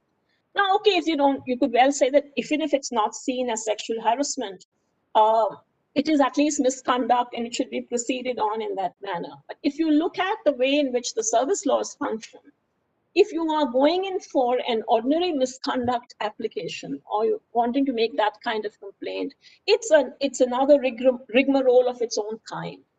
My point somewhere, and I think that's wherein I would say this is the most legal part of what I want to say. The point somewhere is this, that if you kind of just frame this entire, where you don't recognize that structurally we have, or the belief systems under which we operate, or the context under which we operate, we somewhere all the time, doesn't matter who the woman is. I mean, we all know of that instance of where Hillary Clinton, as a part of her election campaign, was suddenly, she had this catcall saying, iron my shirt.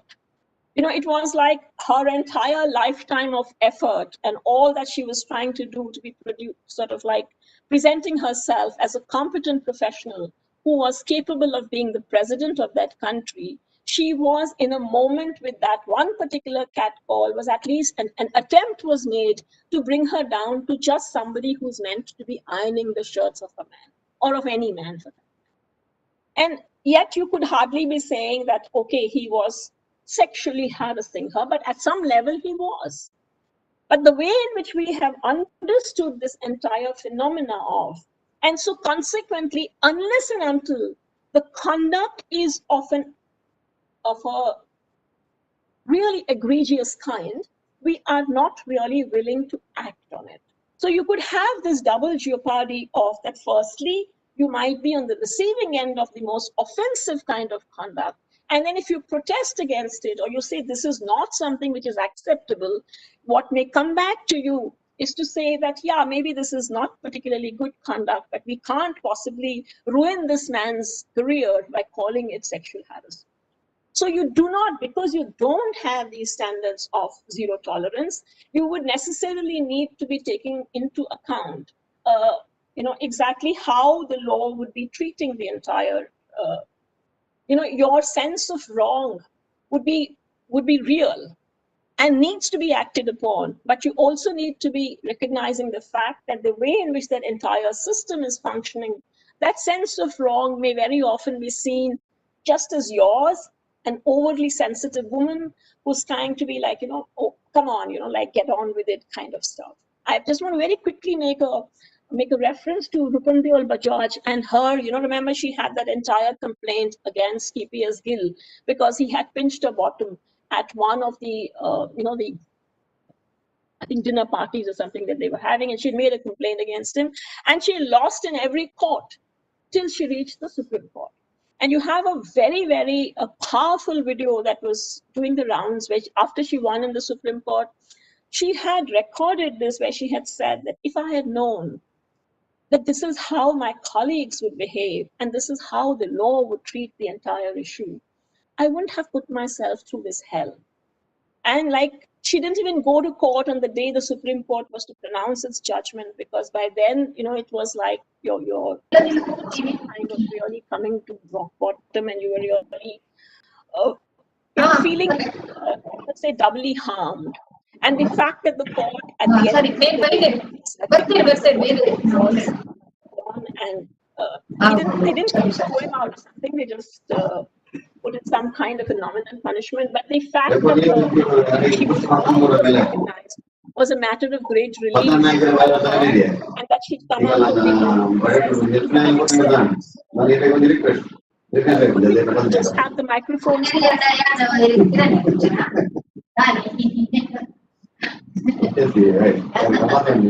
I think someone else has their microphone on. If you could please switch it off because it's causing noise. Yes, ma'am. Yes, ma'am. I'm doing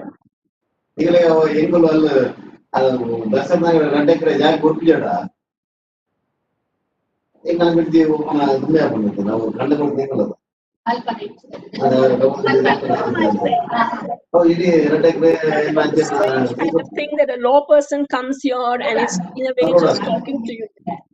I would really appreciate if you switched off your microphone. Request all of you to switch off your microphones, please. Somebody is talking. Someone is not realizing they're either on the phone, but it's kind of like really resonating. Ma'am, I did it, ma'am. I removed it. Yeah, you just switch off everybody's. That's the best. Yes, ma'am. Thank you. Thank you so much. Sorry for the disturbance. No, not at all. It's just that, once that noise starts coming, it's difficult to concentrate with your own thoughts. Yes, ma'am. We're so sorry for this. So then what am I saying? You would sort of say that this is a strange kind of a presentation coming in from a law person where you are literally saying, am I saying that don't use the legal remedy? I'm not saying that at all. I'm not even saying this, that the law is not important. And I'm not saying that the questions that the organizers have raised are not important. They are. I mean, for me, it would be extremely important to start to go back and revisit this definition of sexual harassment and not make this kind of a connection where you sort of see harassment only if you see an in-your-face, obvious sexualized conduct. I would say that somewhere you need to look, they say impliedly, but somehow the other, the implied part of it is not something which has been taken on board by either administrators or adjudicators. So you have to be demonstrating, literally speaking. And I mean, I would say, I can say as a professional woman, I would say, what the blessed hell? What makes you think that I would never, ever let anybody have the courage to touch me? But you're saying if the person has done anything less than touching you, then we are not going to see this as harassment. And that's a major kind of problematic. But if you really want to be changing working environments, and if you want them to make them, conducive to people or all manner of people, and especially women to flourish there, and their mental health not in any way which be harmed, then it's extremely important that we speak in terms of zero tolerance. I don't know how many of you know, but like New York City, when they had their, there was a point in not too far times when it was like seen as a real den of like vice and crime, and it was a scene and categorized as the most unsafe city. So when they tried to sort of do the turnaround, where do you think they began from? They began from ticketless travel. They began from people putting graffiti on their metro and saying, no, this is not acceptable. The point somewhere was that it's only if the most minimum kind of, or the most marginal kind of conduct starts to get, seen as that this is not acceptable. That no, you can't travel ticketless, and to say, oh, we are just, and get away with it. In a similar kind of way, my thing would be that conduct, which is maybe not physically predatory, but is as such predatory, or is kind of drawing in from a system which tries to make it like that if women rise in life in workplaces, they only do by kind of trading with sexual favors. And you can just say that and get away with it is not something which should ever be acceptable. And that is only when you recognize that, okay, structurally, where have you situated? So I would say first point that I'm making here is that you have to use the law with understanding that it comes with its own costs. And those costs I have already outlined. The more progressive or the more, let's say, constructive point I need to make is that it needs to be, the law needs to be a part of a continuum of remedies and not the first option. Because whatever we may say, and I'm totally for it, that no, that fair process requirement has to be there. You can't go around, shifting presumptions and believe that is okay. Because fair process is integral, it's good and necessary for everybody. Today, I am the person complaining. Tomorrow, somebody may be complaining against me. And it's important that the presumption of innocence or the presumption of the fact that you were in the right stays, it's a good thing in the law. But for that to become really effective, it needs to be a part of a continuum of remedies that you start thinking. And I'm just going to come to what I mean by a continuum of remedies. But it's like you need to create a whole range of other sort of alternatives which are available within a working environment or within the manner in which you organize your work environment. And it should not be that, okay, the first time somebody does something wrong, you say, there is our internal complaints committee. These are the people who are in charge of it. Just go and file a complaint. As if to say the filing of complaint in itself will set everything right. And as following up from this whole point that I'm making of that you require a zero tolerance thing, I'm saying create a culture of observance. It should be that whether it's men or it's women, everybody should say, this is the manner in which our workplace functions. And certain kinds of conduct is just not acceptable for anyone. It's only when you do that, it's like if 80% people are following a particular system, then it is possible to handle the remaining 20% or 10% who you'll always have in every system, who will definitely not want to follow, who would want to be who want to be these compulsive deviants. But those compulsive deviants can then be handled by a heavy hand of the law. And because 80% people are following it, when that 10% or 20% are brought before the law, these 80% will be the ones who will be enforcing that law. And they would say, what nonsense, you can't possibly do it. But if it's the other way around, wherein 80% anyway are in accord with the person who has done what he's done, then when it is when you make a complaint, the 80% are saying, oh, you're telling the woman that, listen, you're just being too sensitive. Men will be men or boys will be boys, and come on. It was just a joke. It wasn't meant seriously. All those kinds of explanations would come. So it's important somewhere that we work on the larger context and then say that, okay, you always are going to have deviants. What are we going to do with those deviants who will not listen to all these constructive, positive measures that we are making? Therein you start creating, you talk in terms of what your legal remedies are, and you make them as powerful as you can. But if you make the law the first stop, then the sort of point I'm making is bound to happen. The other point I would also want to make here, that's what I mean by create a culture of observance. And I'm sort of saying is that look at alternative dispute resolution before complaint and punishment. I do think it's important for us to realize that if women are victims of patriarchy, so are men. And I'm saying this with a lot of responsibility. I'm saying it with that, if you as a man have the only kind of model you have been given to be seen as a man, as wherein, say, supposing in any which way, very often, I suppose, empathetic, soft-spoken men or mild men are on the receiving end of charges where people are telling them, hey, how could you take that from her?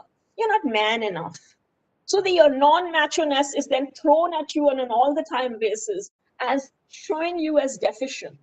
And so consequently, sometimes very, very hassled by, you may land up, sort of demonstrate your macho-ness, and the first time you demonstrate it, you get into trouble. It tends to happen to all people who are as such not. That's one part. The other is that you have such a lot of socializing of men under the only kind of emotion that you can demonstrate.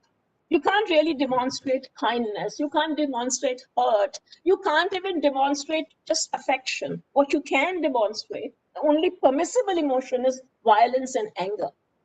Or, a certain kind of, what is it called, macho strength.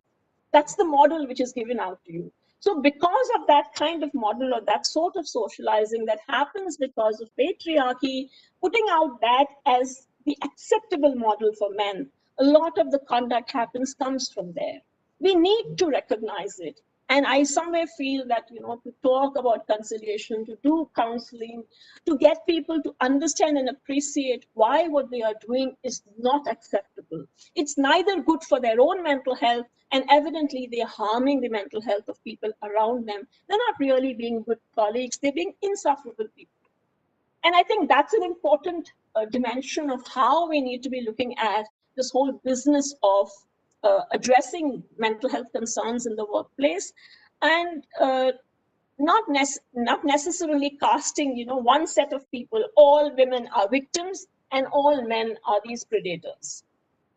I don't think that that's a particularly wise way or even a realistic way. And more importantly, if we are concerned about mental health, we have to be concerned about mental health of all.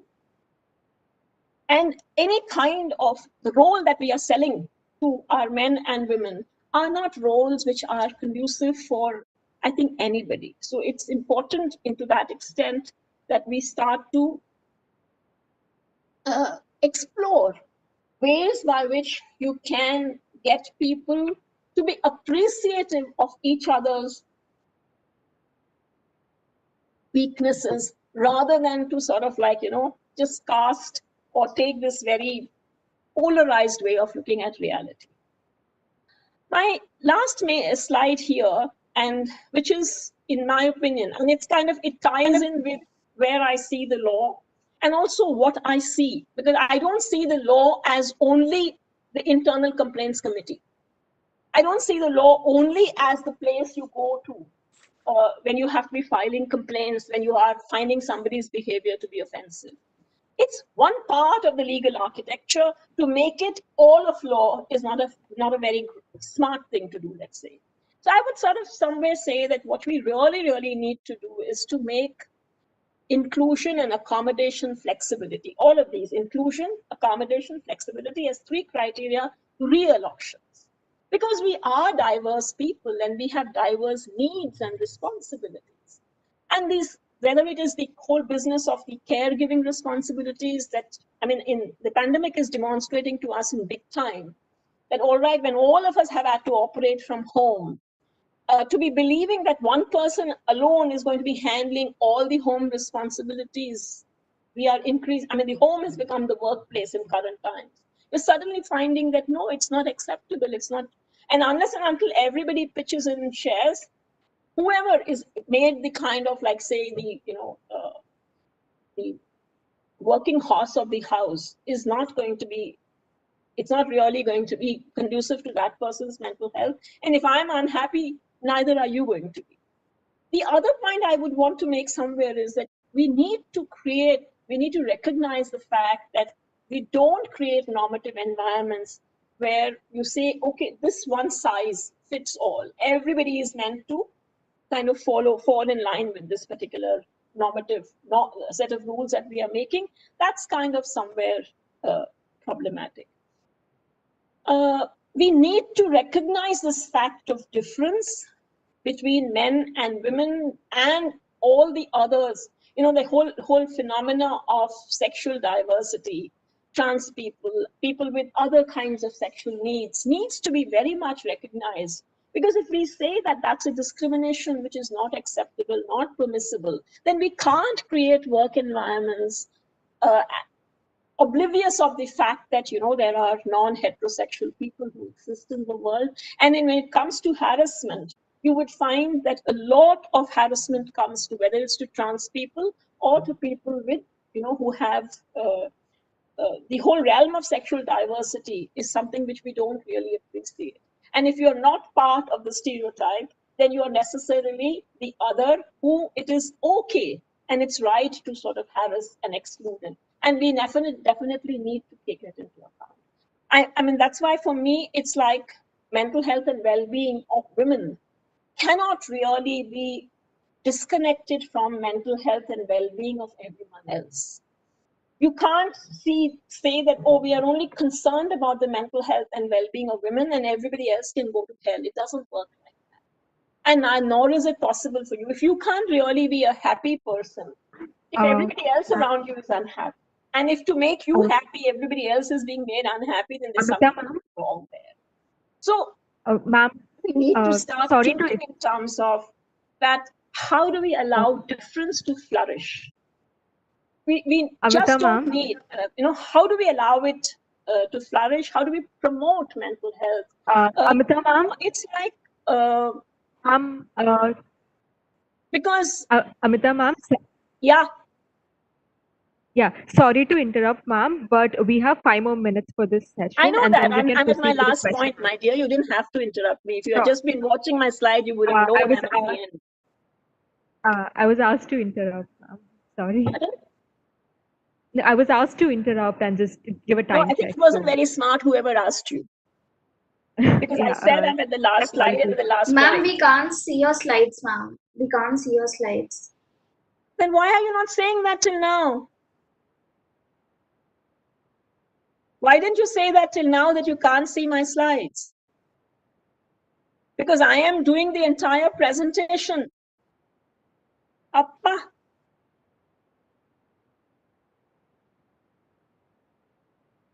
Anyway, now I can't do anything about it. I'm at the end of the slides anyway. So, because if I couldn't see it, then you should have stopped me, no, bache. I'm making my entire presentation, looking at the presentation and believing that you can see it.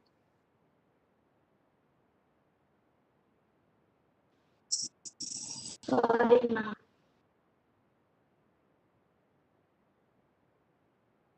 Okay, so what you come to now is the point that I'm making. And I'm really sorry that you all didn't see the entire slide, because I think the effectiveness of my presentation would have come down hugely.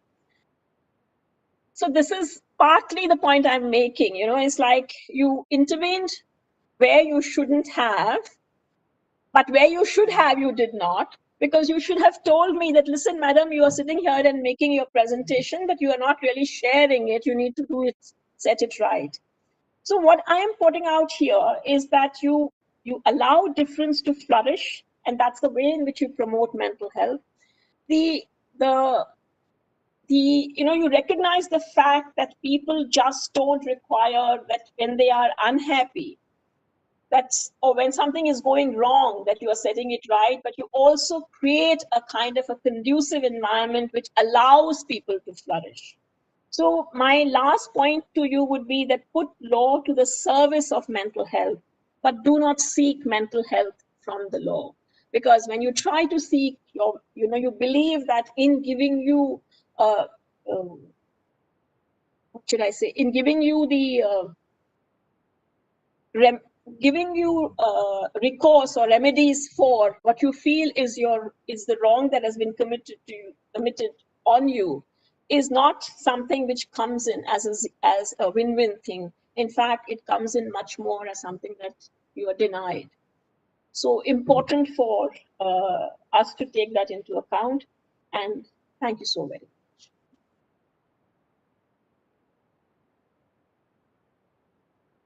Okay, I'm done, Dipti. I'm sorry, but I'm really very disappointed. Do I very quickly just run through the slides once? See, these were the queries which came to me from the organizers. I'm saying that this is the presumption of the questions, that this was the part that I was saying that I will not answer or problematize, but answer and problematize. I was making issues in relation to these two parts of the Workplace Act to say this is how it sort of defines sexual harassment. And this is when these other circumstances happen, you still want that this sexualized conduct should have been there. Only then would you see these other things as sexual harassment. And then I proceeded on to talk in terms of that don't look at the legal remedy absent of the context. And lastly, I came up with asking for making inclusion, accommodation, and flexibility real options. I really apologize for the fact that I didn't realize that while the presentation opened up for me, it did not share with you. And I've only been able to set that right now. So my apologies. Yeah, and I think I'm still 3 minutes before, and so have kept to my time. Thank you, Dipti. Thank you so much for such a perceptive session, ma'am. We absolutely agree to the fact that we need better reforms in our legal system to address issues that women could face in work environments. And it is also true that we should put law to the service of mental health, and we cannot really seek mental health from the law. Now we shall proceed to the Q&A session. Due to paucity of time, we have filtered 3 questions which are very relevant, ma'am. So the first question is, do legal provisions take into consideration the basic aspects of a woman's dignity? Legal provisions take into account. Sorry. Should I repeat the question, ma'am? Yes, please. Yes. Yeah. Do legal provisions take into consideration the basic aspects of a woman's dignity? The basic aspect of? A woman's dignity. See, the legal provisions, I would say somewhere they have. That's exactly when I was doing this particular slide where I was talking in terms of how you define as sexual harassment, or what you see as, where is it that you believe that the law must act. You are in some manner perceiving the woman as a sexualized object only. So women who do not see themselves in that manner, or women who are speaking in terms of a dignity which is greater than, it's like, okay, everybody should, we come up with a standard and say no one should kill. And you're saying that the right to life is that you should not be killed and that you can move around unmolested. But I am definitely asking for more value to my life than just that I shouldn't be killed.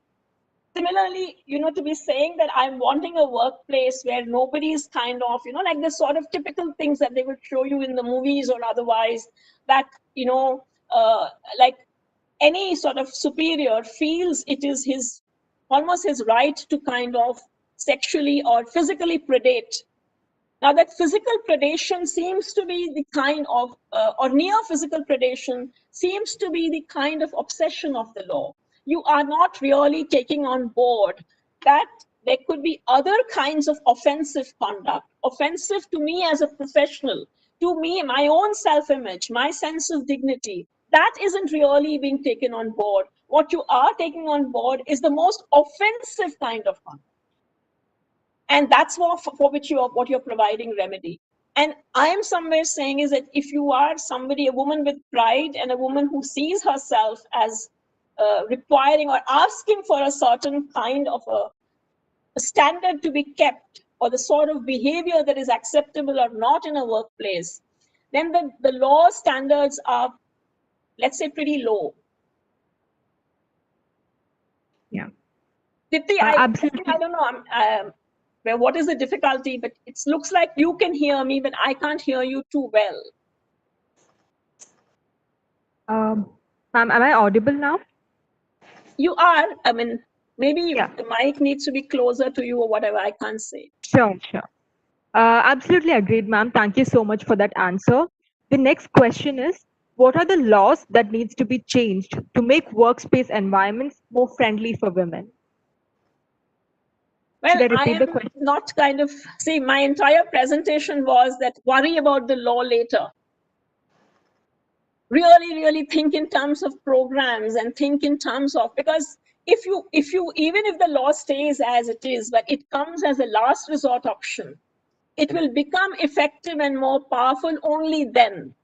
If you are not doing anything to make the work environment really conducive to people working in a respectful, dignified manner, just changing the law is not going to change anything. Because if the context is not changing, the law is going to be implemented in that context. It's going to be implemented by people who accord with the belief system of the wrongful behavior. So if you're not going to address the belief system, then to keep asking this question, how the law is going to be changed, is going back to the point my entire presentation was only this, that listen, don't believe that, oh my God, we have this problem, let's just find out what the law can do for us. It'll damn all do nothing. It'll only exacerbate your problems. It might kind of, in addition to whatever else you may be feeling, you may get a set of wrongs that you have acquired from the law. Thank you so much for that answer, ma'am. The final question we have is, how accessible are laws to the women working in the informal sector? I'm sorry, you know, like it's like your all the people who are asking me questions have asked me questions without processing my presentation. I'm sorry, but that's exactly what it's coming to. Because yes, they are not accessible to people in the informal sector. They're not even accessible to people to women in the formal sector, for that matter. What is this obsession with the law? I don't comprehend. And because I don't comprehend it, I would have appreciated if the audience was asking questions after processing a presentation. This is almost like, you know, the organizers' questions. I'm sorry. And I have when I started by foregrounding the organizers' questions and said, these are the presumptions on which the organizers have made the questions. Unless and until you start questioning those presumptions, please forget about trying to get yourself a conducive working environment. Stop putting your money into the law. Ma'am, thank you so much. See, what you also have to understand, Dipti, and this is extremely important, and I will take half a minute of your time to give you this response. What we all have to understand is law is the instrument of the state. It is an instrument of privileged people. It's an instrument of power. So unless and until you are on the ground as workers, as employees, as people who work with each other, as colleagues, you work towards altering the environment. That is something which is in your hands. Whereas law is necessarily hierarchical and it comes from the outside. The moment you say, what's the law going to do for us? You are giving up your own agency. You are giving up the fact that as men and women working together, as colleagues in a specific space and environment, we can't set things right for ourselves. I'm accepting the fact that we'll always have people who will be those incorrigible deviants. It's for those incorrigible deviants alone that we need to think in terms of what the law has to do. We don't have to make everybody incorrigible deviants. Please, I mean, this is my appeal to all of you that look at I'm really, really feeling very sad that you didn't interrupt me and tell me that, listen, where are you sharing your presentation? Nothing is getting shared. And, the reason I'm sort of saying it is that because for me, it is a matter of some importance. And because I'm somebody who's coming from inside of the system, I'm saying don't try to put your money to resolve very fundamental things of our own well-being by asking the law to do it. You firstly do it yourself and then see how the law can supplement your efforts. Agreed, ma'am. Thank you so much for taking out the time from your busy schedule to provide us with such an insightful session. Yeah, I would also request you to at least share my presentation with the participants because I'm feeling very upset about the fact that it never got shared. Sure. When I did not click a button. I think one of those pitfalls of technology. You know. So, thank you so much, Dipti. Thank you for the opportunity. And I mean, if I am coming in as a little bit an impatient old woman, then I think you kind of like, this is one of the prerogative of being older, that you can't be impatient. Because see, you guys have all the time. We feel that, no, there isn't time. Stop it. We can't keep playing the same games that were done 40 years ago. Let's change the rules of the game, at least now. Yes, ma'am. Agreed. Thank you. Thank you all. Okay. Thank you all for joining us. We hope that this session has been a thought-provoking one for all of you. And we will be commencing with our third session shortly. Thank you so much. Okay, so from my side also, Amita Thanda ma'am, we are really grateful to you. Thanks for accepting our invitations, and this is minor glitches, but it was wonderful sessions, and I was all along, I was hearing you. So it's you make the point, and law is not the answer for everything. And your last comment put law to the service of the mental health, and do not seek mental health for the law. That's the crux of the issues, and it's we are really grateful to you, ma'am, and thankful for accepting our invitations. Thank you so very much. Thank you, ma'am. I mean, I really appreciate that, the kind of opportunity you give me to interact with all of you. Thank you so much. No, ma'am, it's our privilege, ma'am. Thank you, ma'am. Thank you. Bye-bye. Bye-bye.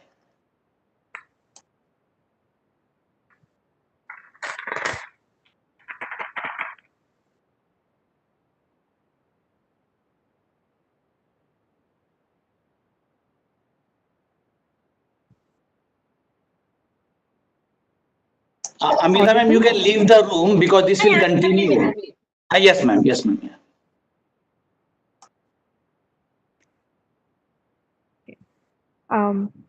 With immense pleasure, I welcome you all to the third session of our webinar on the sub-theme, Work and Personal Life Balance, Empowering Women to Confront the Challenges. Today, Team Legal Aid Center takes great pride in having an esteemed set of panelists for this session. I would like to take this opportunity to introduce to all of you the dynamic speakers we have on the panel. Dr. Rajeshwari Luther holds an international certification for addiction professionals, PGDHRM, and is a graduate from Delhi University. She is also trained in addiction therapy from Hazelden, Minnesota, USA, a certified psychometric test professional, a diploma holder in art therapy, and is a certified lead auditor ISO systems from Cranfield University. Mrs. Luther is a director and co-founder at Hope Trust, Asia's premier institute for addiction treatments with over 18 years experience in counseling. She specializes in addiction counseling, relationship counseling, and family therapy. Ma'am, it's an absolute pleasure to have you with us today. Unfortunately, Dr. Baijesh Ramesh will not be able to join us due to a medical emergency. Up next, we have Mrs. Sarita Nitala, an entrepreneur, counseling psychologist, and an MBTI certified relationship coach. She worked with different organizations like Udyan, Shalini Fellowship, and Confederation of Women Entrepreneurs of India. She is currently working on a project to create an online course for better relationships. Ma'am, it's an absolute pleasure to have you with us today. With this, Team Legal Aid Center would like to cordially welcome all the panelists to today's session. We are also happy to have Ms. Renat Atri, an expressive art therapy practitioner, as a moderator for this session. Ma'am, over to you.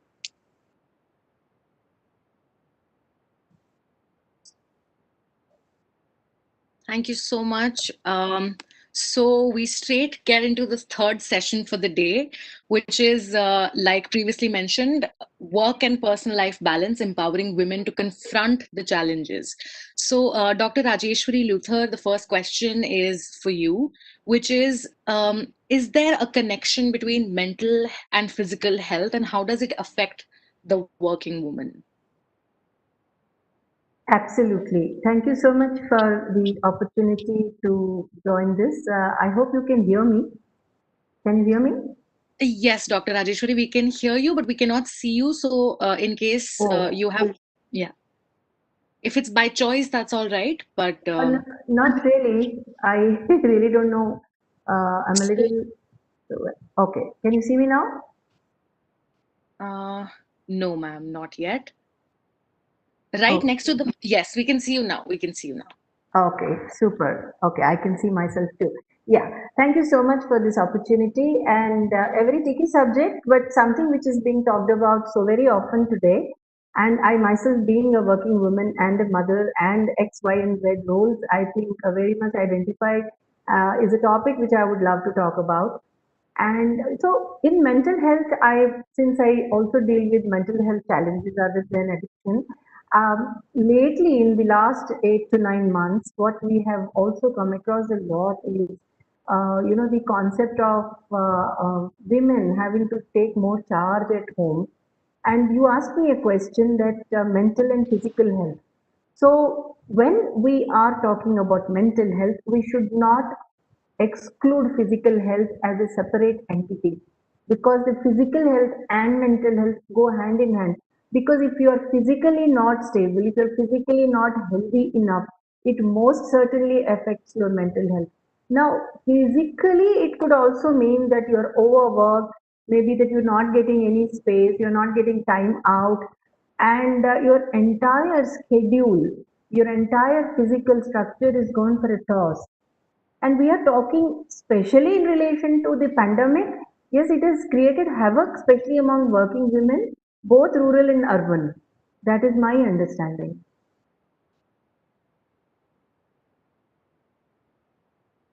Right. Thank you so much for that answer, ma'am, and also relating it to your lived experience. Yes. That makes it much more relevant for all of us here. The next question for you is, are there any positive aspects to women working at home which can be adopted even after the pandemic situation is normalized?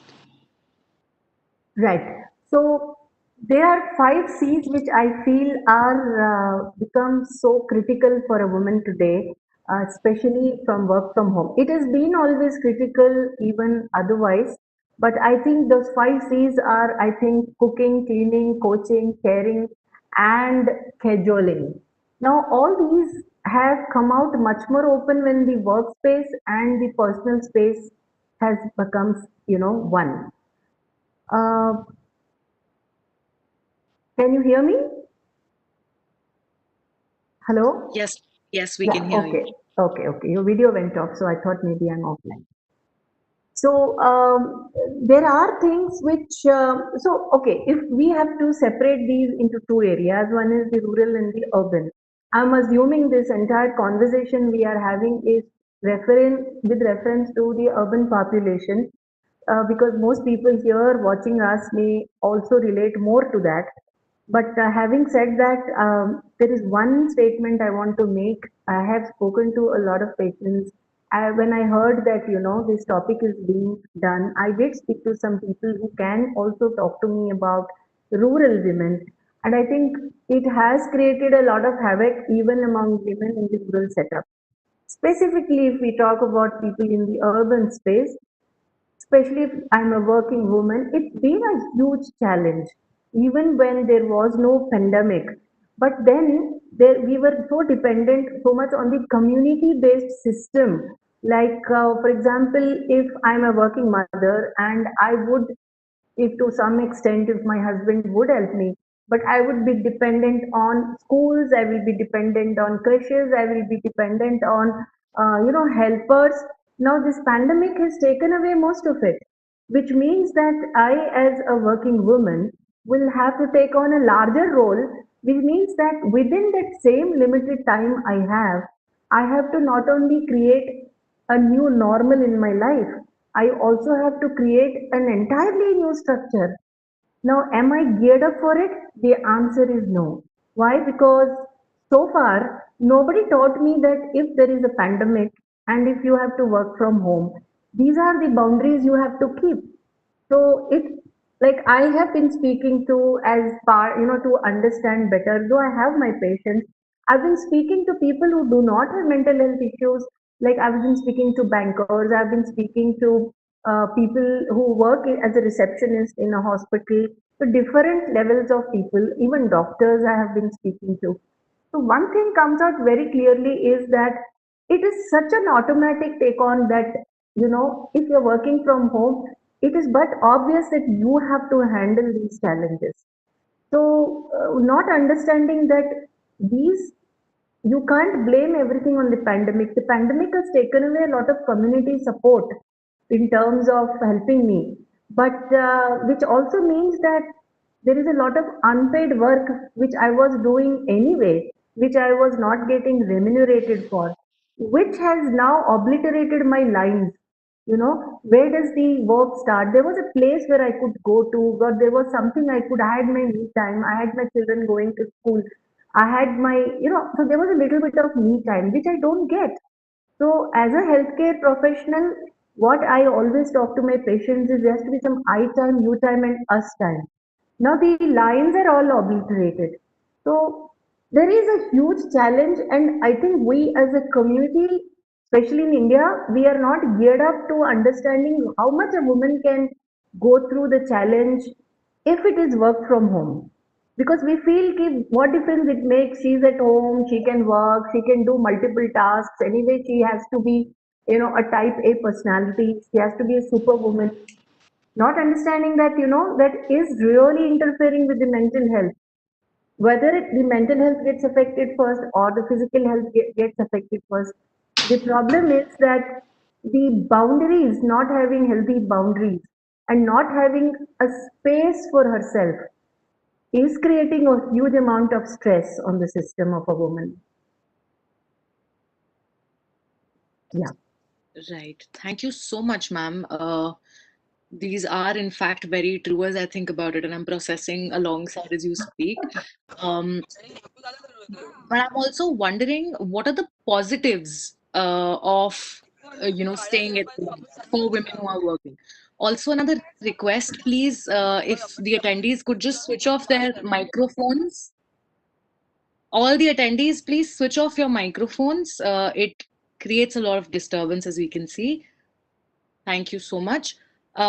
So coming back to the questions with you, ma'am, the positive aspects of women who are working and now are at home. We understand that there is no, sort of distinction between where is the office space, where is the space that you start caring and you become a mother, where is the space for yourself as an individual, etc. But focusing also on looking at and sort of highlighting the positive aspects of women who are working and are at home, and something that can be adopted eventually after the situation has been normalized. That's a very wonderful point, because this can also throw up a lot of positive opportunities, and it can increase her output as a woman, whether it is a married or an unmarried person. For example, a lot of people I have noticed in the known, including my own self, we used this pandemic also to do things which we haven't done before, or taken out the time, provided we are able to create a structure for ourselves. For example, one could do yoga, one could start, growing microgreens, one could start doing a little bit of gardening, one could start doing meditation. These are the things which had become part of chores, or they were not done because it was considered as a chore because I have to keep running out. I mean, this is the flip side of work from home. But if I am at home and I do manage to make a structure, there is so much I can do working from home as well. And of course, this also gives me a very positive, opportunity if I have very young children. And as a mother, every mother goes through loads of guilt because leaving the children, and we always feel that we are not getting enough time to spend with the child. But the spending child, the guilt should not overtake the practicality. So if I am able to make a structure for myself and I invest in myself, which I can do in the pandemic. If I am working from home, I can make a structure, I can be more flexible with my timings.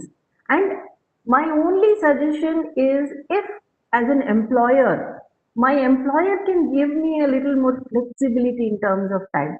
For example, in my own organization, I know, like, so for example, a few of my team members, they have very young children, and they're very good employees, and they were not able to, come every day because of different reasons. First, I told them not to come because of COVID, but eventually, when things started moving up, so I like sort of told them, okay, you may come twice a week, or I arranged a laptop for them, and I said, you work from home, and we can talk over Zoom.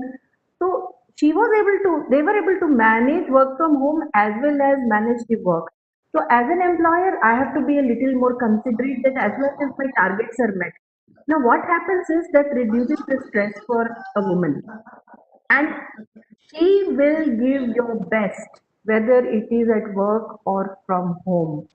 But the question to what you were asking, my answer is that as a woman, if I'm a very mindful person, I can contribute a lot to myself instead of expecting somebody will do it for me.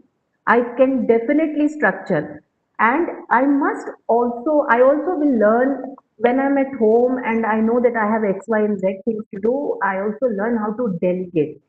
I think when we are running in and out of the house, it is even more difficult to, retrain the children and learn to delegate work, because it's more like I have to leave my house at 8:30. I have to be back home. So we are in a, but when I'm at home, I am more peaceful. I can create a new normal for myself. I can handle my responsibilities better. I can even pick up that long lost hobby which I did not get an opportunity because so much of time was spent in travel to work. So, yeah, I mean, it all depends on how the opportunities I want to look at. And of course, not to make it a small issue, is the family's involvement. I mean, if they can participate, say, hey, look, you're doing so much, and why don't you, this is the time you do your yoga, I'll take care of the child, or I'll take care of the children.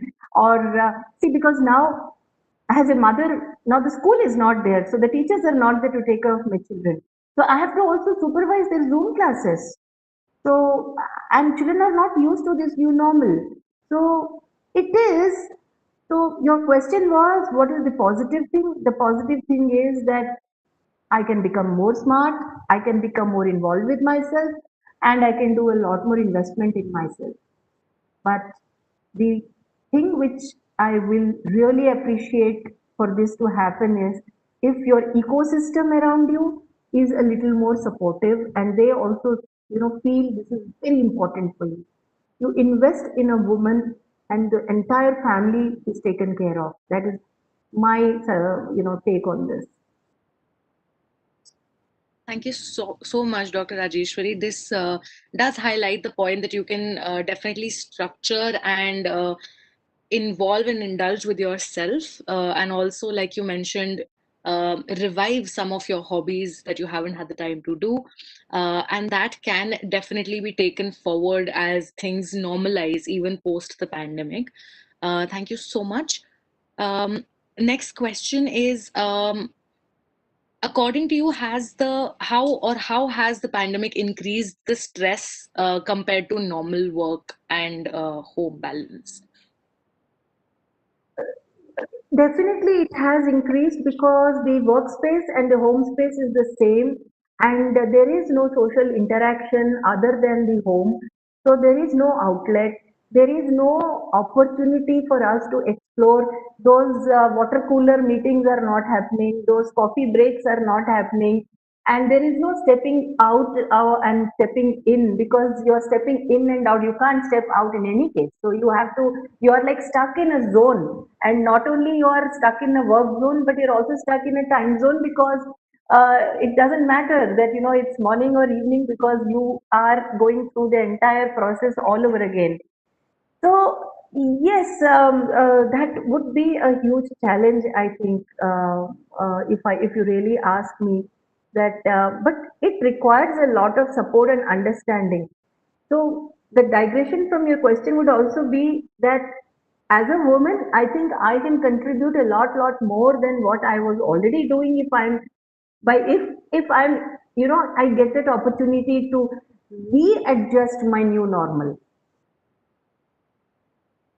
So the new normal is not just for men. The new normal is far more difficult for women, because traditional gender roles come here. The traditional gender roles are that you have to take care of your children. I was speaking to a very high level banker, and I was asking her, how are you handling home? And she says, ma'am, I just have to handle it. And I said, what is the most difficult thing you find? She says, ma'am, the most difficult thing is not the cleaning of the house, but it is to sit with my son during his Zoom classes, and while taking the calls from the office. So this new normal, hopefully one day the schools will reopen, because obviously the education system cannot just run on Zoom classes. And but the flexibility a woman can get will definitely improve the quality of her life. And if it improves the quality of a woman's life, I think it will improve the quality of a family's life, considering we take on so many roles. And that I'm very convinced about. That's my personal conviction. Right. Thank you so much, ma'am. The last question that we have for you is, what are some of the most common causes of work and home which become the root of many mental health issues?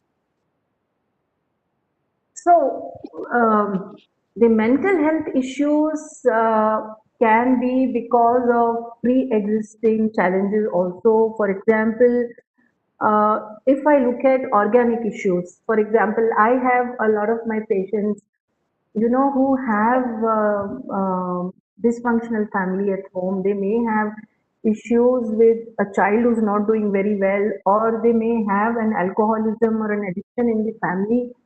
So the challenges of living with alcoholism and addiction 24 by 7 without having to do, like, I know a lot of women, and I'm not saying that men don't have issues, but since the topic is of women, so I'm just talking about it. I know a lot of women who are struggling to work from home and facing a lot of domestic abuse because their alcoholic husbands are stuck at home as well. They are not able to go out for work, and even earlier a lot of them, the men are not working, but the woman was going out and working, but now she's stuck at home, she has to handle the children, and above all, so the stress being one of the biggest issues in mental health. A lot of women are coming to me with breakdown issues. They talk to me about forgetfulness. They talk to me about lot of fatigue. They're lot of talking to me, lot of depressive episodes, insomnia, and lack of hunger. I'm sorry, lack of appetite, and so many issues. And many of them also come with psychosomatic issues like, they say, I'm having headache 5 days in a week, I'm having headache all the time, or I may have burning sensation in my chest.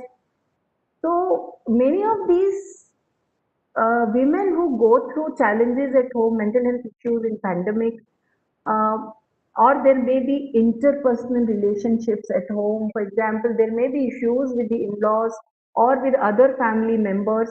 So there is, like, there is no time out. So you are there and you are there at all times. You do not get a break.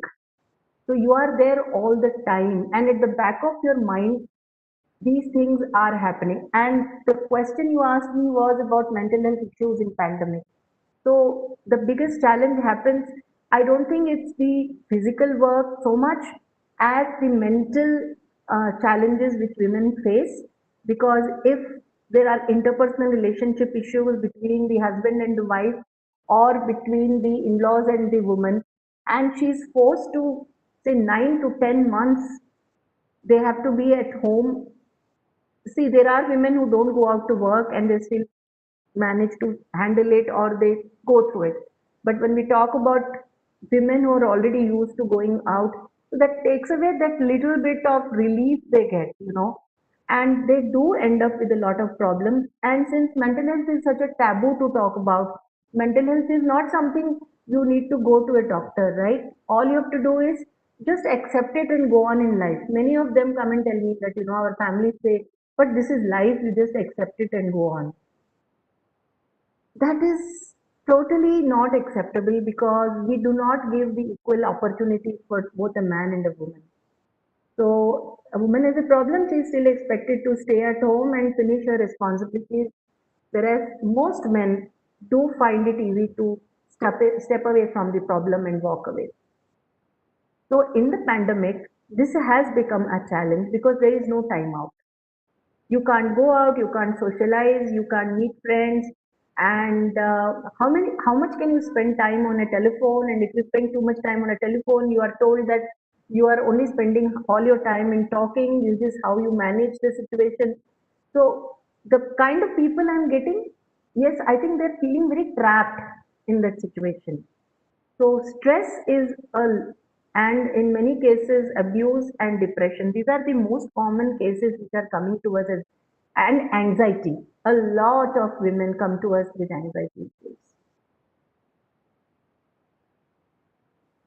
Thank you so much for sharing all this knowledge and your experience with us, ma'am. We move on to Miss Saritha now, and then we come back to both of you for the question answer round. Ms. Sarita, your first question is, what are some of the measures as daily practices which can be taken by women working at home to maintain good mental health?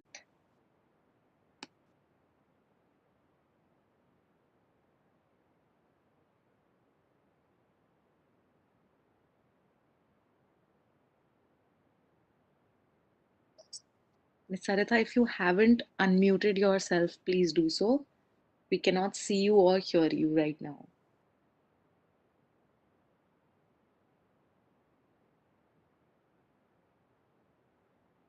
Hear me now?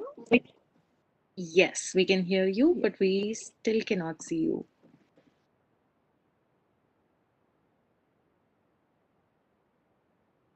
We can see you, ma'am. We can see you. Yeah. Yeah. Okay, okay.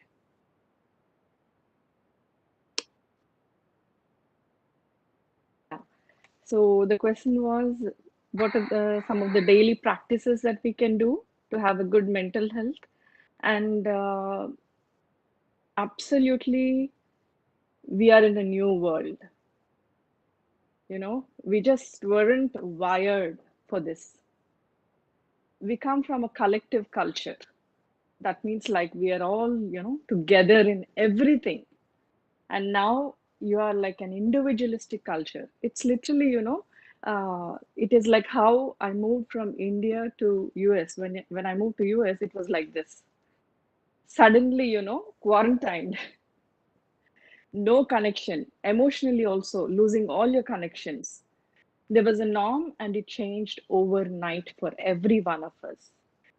And really, but at the same time, I'm amazed at how we can adapt the abilities that God has provided us, you know, whatever your belief system is. But we need to put an effort there. We need to put an effort. And in our daily practices, this new norm is definitely hurting, definitely hurting. And some of the measures that we can take is, you know, setting borders. You have your, as we are discussing, there was no space. We didn't know where to draw the line. We were all in chaos. So now we are kind of understanding that no, this is going to stay. It is not like 10-day or, you know, 15-day. So now our brains are adapting to that uncertainty, right? What is uncertainty? Uncertainty is like we are in a space where we don't know what is going to happen. We don't know whether we're going, when are we going back to our original, you know, the normal that we call, right? So how do we adapt in this uncertainty space? Is you have to set borders. Setting borders is very important for emotional health. Your mental health depends a lot on your emotional health. And how are you going to have that emotional health? Believe me, research has proved that we have a certain bandwidth of energy per day. That's it, period. You can Google it. There is no, you cannot stretch beyond that. Yes, we are trying to stretch, but that will have a lot of, you know, stress on your mind, and you're kind of, you're going to you're just gonna break up. Don't get there. No, listen to your body. Listen to your body. And when you are kind of feeling stressed, take that pause. Take that pause and ask yourself, what is that I can do? Right? So, and one more important thing is, I want to give you 4 words. Your emotional health depends on your emotional balance. How do you balance your emotions? Okay, so first is apathy. That means there are a lot of things that you have to see and ignore in the house. You can't give attention to every small thing that is going on in your life. So understanding which you have to just ignore for the current moment is very important. You can't spend all your energy for everything. You have to spare your energies and spend. Okay. And next, there are issues that you're going through. You're multitasking so much. We were told not to multitask because it's going to damage your brain. You will not be able to be a fully functional person if you're kind of multitasking. But we women are very good at multitasking. Just because we are very good, that doesn't mean that so much is being dumped onto our head, right? It is like, now you're a teacher, you're a cleaner, you're taking your profession, every angle you have to perform.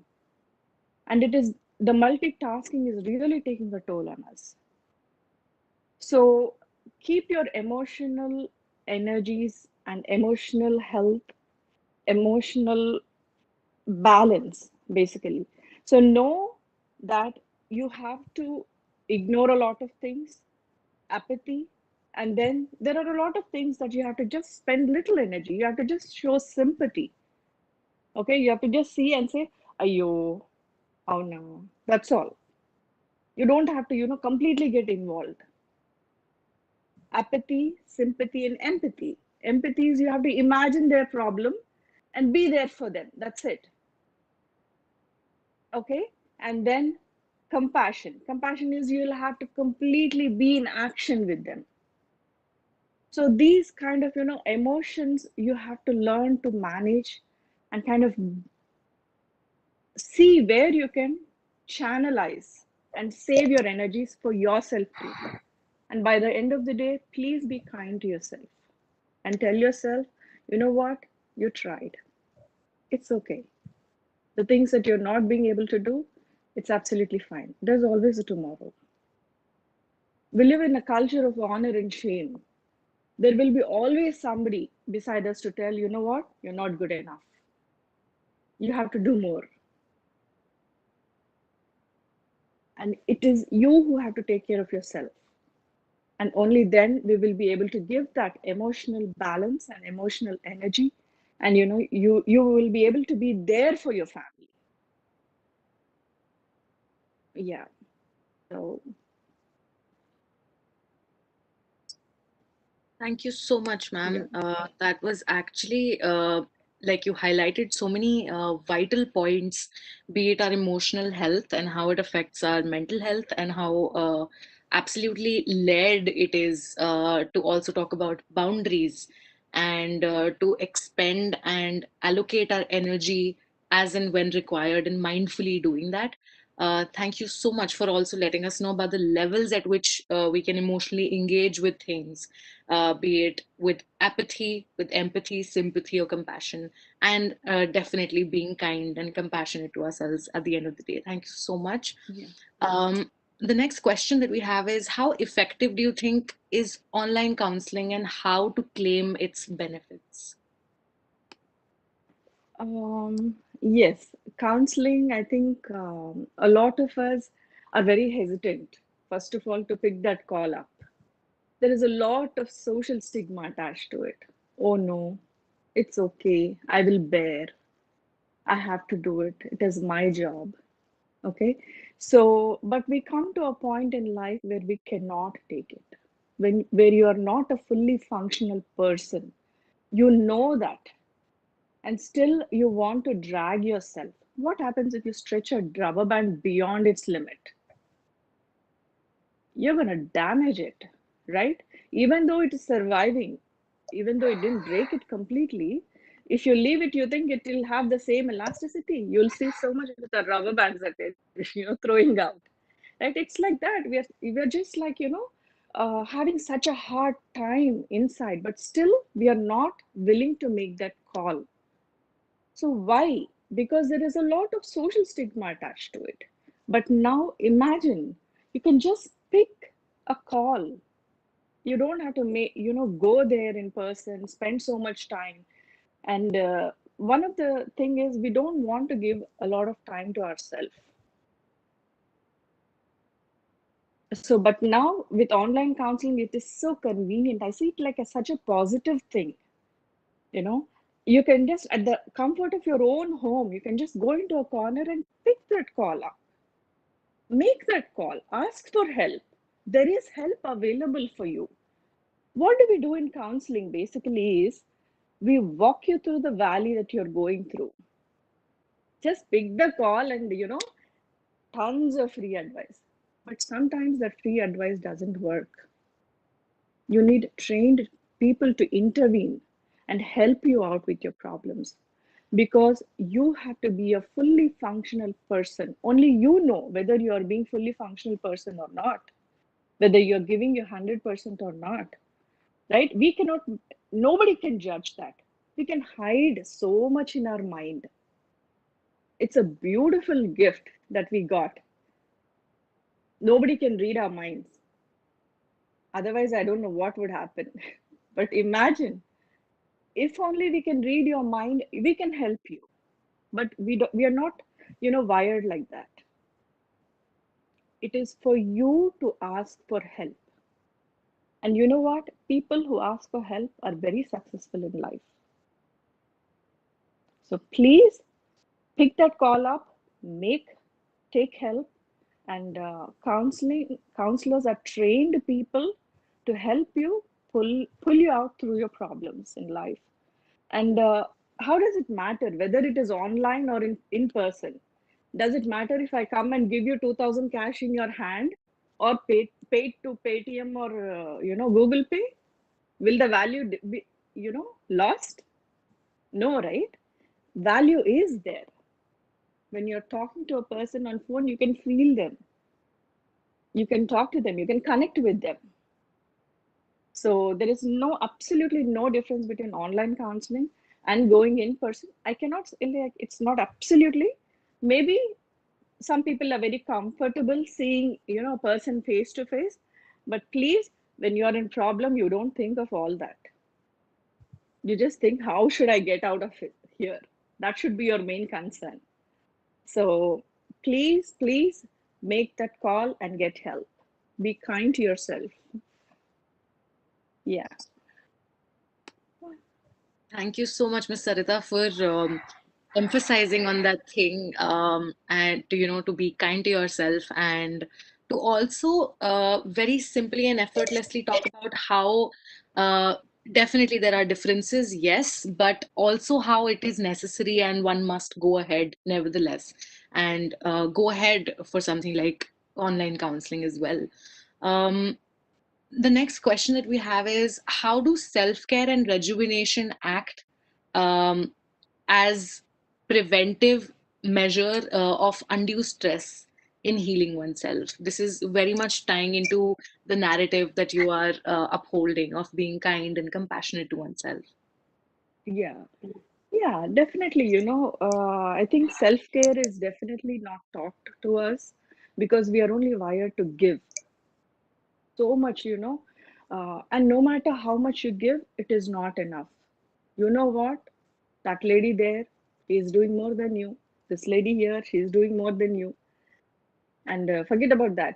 You're compared constantly within the family also, right? So definitely having that, and self-care and regulation definitely acts as a preventive. You are preparing for the triggers.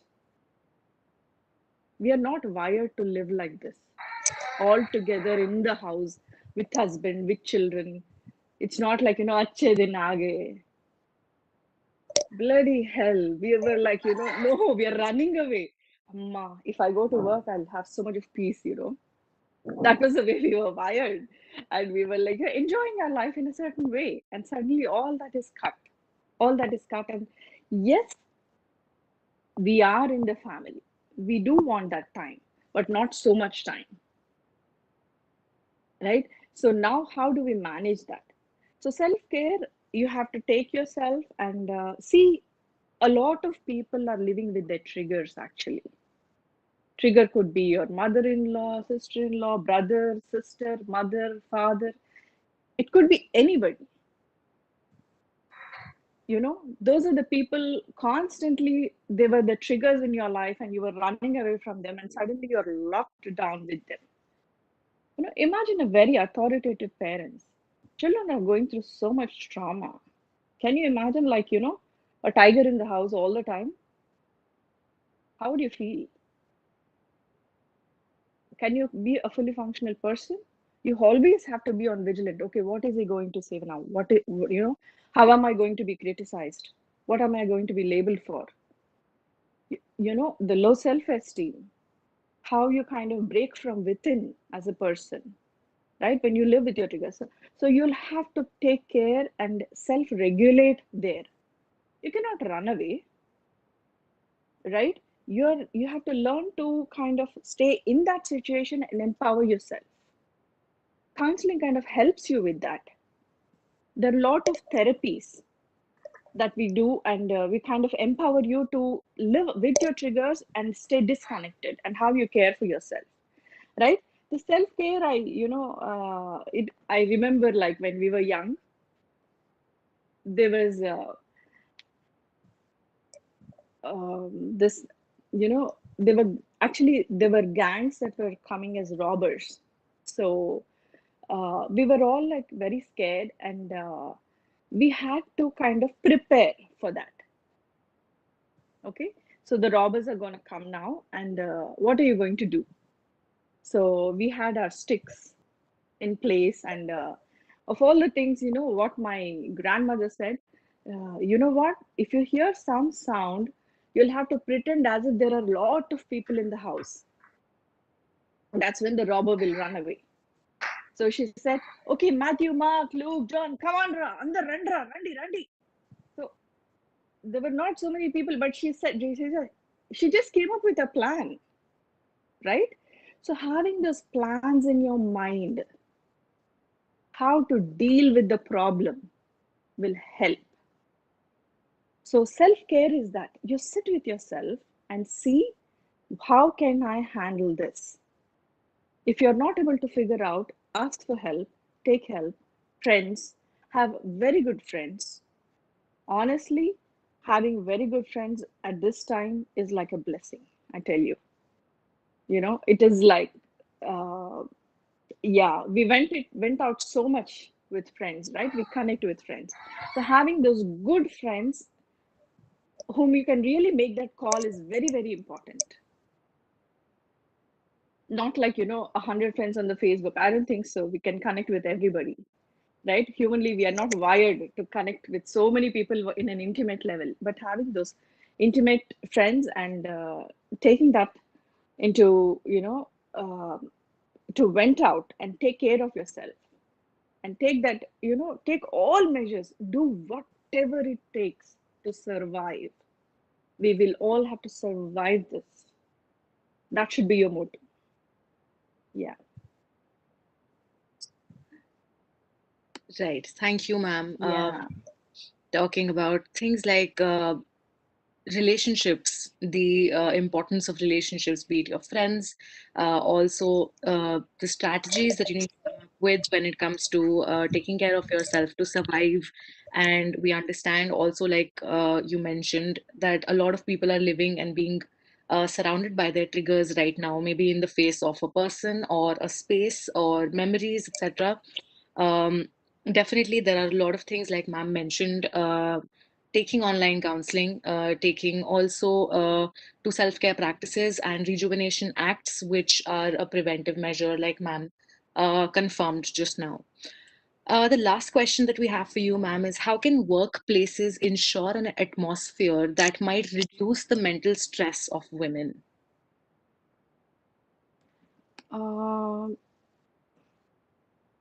Definitely, I think safety is the word, right? Once you feel safe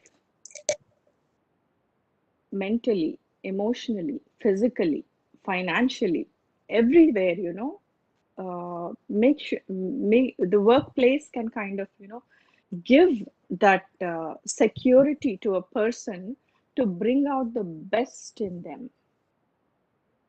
So I think the workspace has to make it a point to give that safe space, and taking care of their employees to make them feel safe. So how do you think we feel safe? We should not be feeling threatened by anything, right? So, but unfortunately now, it's a real challenge for for the company to kind of take that into consideration and give that space, because now that we are at home, and as I told you, a lot of people are living with their triggers, and it is kind of, emotionally draining them, and you will not be able to give your best at definitely, like, when we are at work, we kind of, take those breaks, meet up with people, and it's so it just vents out, right? Play kind of connects people. You see how we fight, Hindu, Muslim, Christian, everything has a communal angle. But when it comes to play, look at the cricket stadium. Can you identify anybody there? We are all like, just one, right? So that play is like such an important part of our psychology. You're wired to play, to rejuvenate, to kind of, get that energy, to blend. A lot of grudges. You see, half the team, half of the stadium is supporting maybe the opponent, but still there is winning and losing. We learn to lose it gracefully. We don't fight there, right? So I think play is such a very important part of our psyche, and you'll have to kind of take cash in that, even in family now. Now that your workspace and home space has become one, I would encourage a lot, to make play an integral part. Small things. We don't have to kind of, spare a lot of time, but small, quick breaks for people who have like small children. We used to have this nice game where we used to, suddenly 3 of us will gang up against one person and we will pounce on them and tickle. So the other person doesn't know when they're going to come. They should be clueless. So who is going to gang up against whom? We really don't know. So we used to have so much fun in doing that. So, but it's just like for a couple of minutes, but still it kind of cheers you up. So enjoy, in the family time. And there are a lot of conflicts, resolve them. This is a nice time to know each other, and kind of have those bonds. A lot of, as parents also, we were not spending so much time with our children, but this is really a nice time to help them learn life skills, and start delegating work. We Indian women are pathetic at delegating work. I'm telling you. We cannot. TK, make her lungi. I'll do it for myself. That's the attitude that we have. But I think it's a great time to take time and kind of slowly learn. It's not that, okay, today we have learned about this, so tomorrow morning I will delegate work. Everything has to go in stages and phases. So I think slowly learn to delegate work, and everybody has to, take part, and we all have to come out of this pandemic safe and successful. Yeah. Thank you so much, ma'am. Yeah. We now have a question answer round with both of you. So the first question that we have is with COVID-19, how has it affected women's work life and health as everybody is currently working from home? Does it take a different toll on women with trying to balance all of it?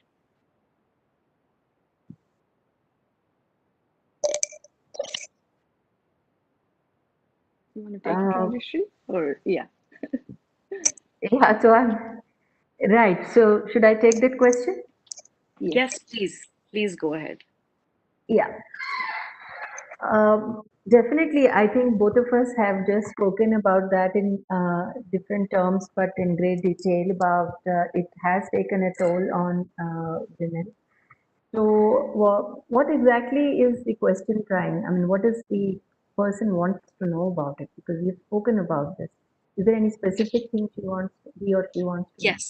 Yes, ma'am. So the fact that there is a difference since the topic for this webinar, this particular section is the work-life balance, how is it different for women as they balance both these aspects of their life, work as well as at home? How is it different from men when it comes to a woman trying to do all of this during the pandemic at home? So if I have mentioned this, that, especially in India, I think we will talk in context to our Indian subcontinent. And we have definitely a lot of predefined traditional roles which we perform. So those traditional roles are getting a little flexible, but majority of it and majority of us do go through those inflexibility of the roles. May it be as a mother who needs to give more time, it is taken for granted that, because you have given birth to the child. Though scientifically, I agree that the child, at the early years of the child, the attachment is very important. But that doesn't mean the attachment is one part of the story, but the helping in the responsibility of raising the child is another. So a lot of times we combine these two. We try to, say that because the mother, for example, is responsible, the child is so dependent on the mother, so automatically the other responsibilities which could easily get delegated to other members in the family also come into the room. Now, having said that, and that is a normal situation. So if there is some of us who are going out to work, we get that much sense of a relief or that sense of a little change and a little bit of me time. So some of us, I mean, when I use the word some of us, I'm representing a lot of people. I mean, I can't keep saying a woman, so I'm also a working woman. I think many women have come up to me and said that even if I have a hard boss, I mean, a difficult boss at work, even if, there sometimes is too much of overload of work, but I really enjoy getting out of the house, breaking the monotony, getting out and meeting people and doing something different. We talked about emotional health, and emotional health is doesn't mean that you have to be 24 by 7 with your family and face the same challenges over and over again. The mind desires a little break from routine. Monotony is not something which the brain responds very well all the time. So now that situation has changed, right? When we talk about work from home and the not only work from home, a pandemic as well, which means that your options are very limited.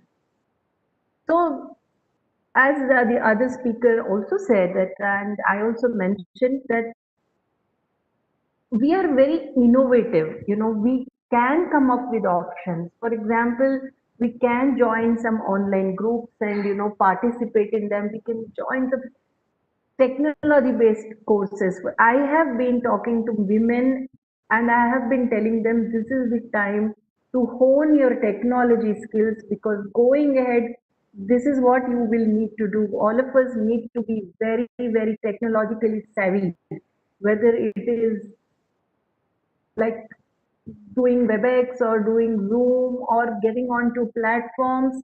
So the new normal also dictates that you depend on technology more, whether it is work from home or you're going to office. So I think this is what the answer to the question is, that if they have to, yes, there is definitely an increase in the stress because we are used to a different normal. We are used to a very different way of interaction. Now, when the choices are less, it doesn't mean the options are few. There are options which we can use. So, meeting people virtually or talking to people, these are certainly there, and you have your own time for that. A lot of us would want to do yoga online, would want to, I know many women who are learning dance online, singing online. So I think this gives us an opportunity to make ourselves more savvy technologically, which we may have resisted under some guise or the other. So that helps in dealing with the stress as well. Thank you, Dr. Rajeshwari.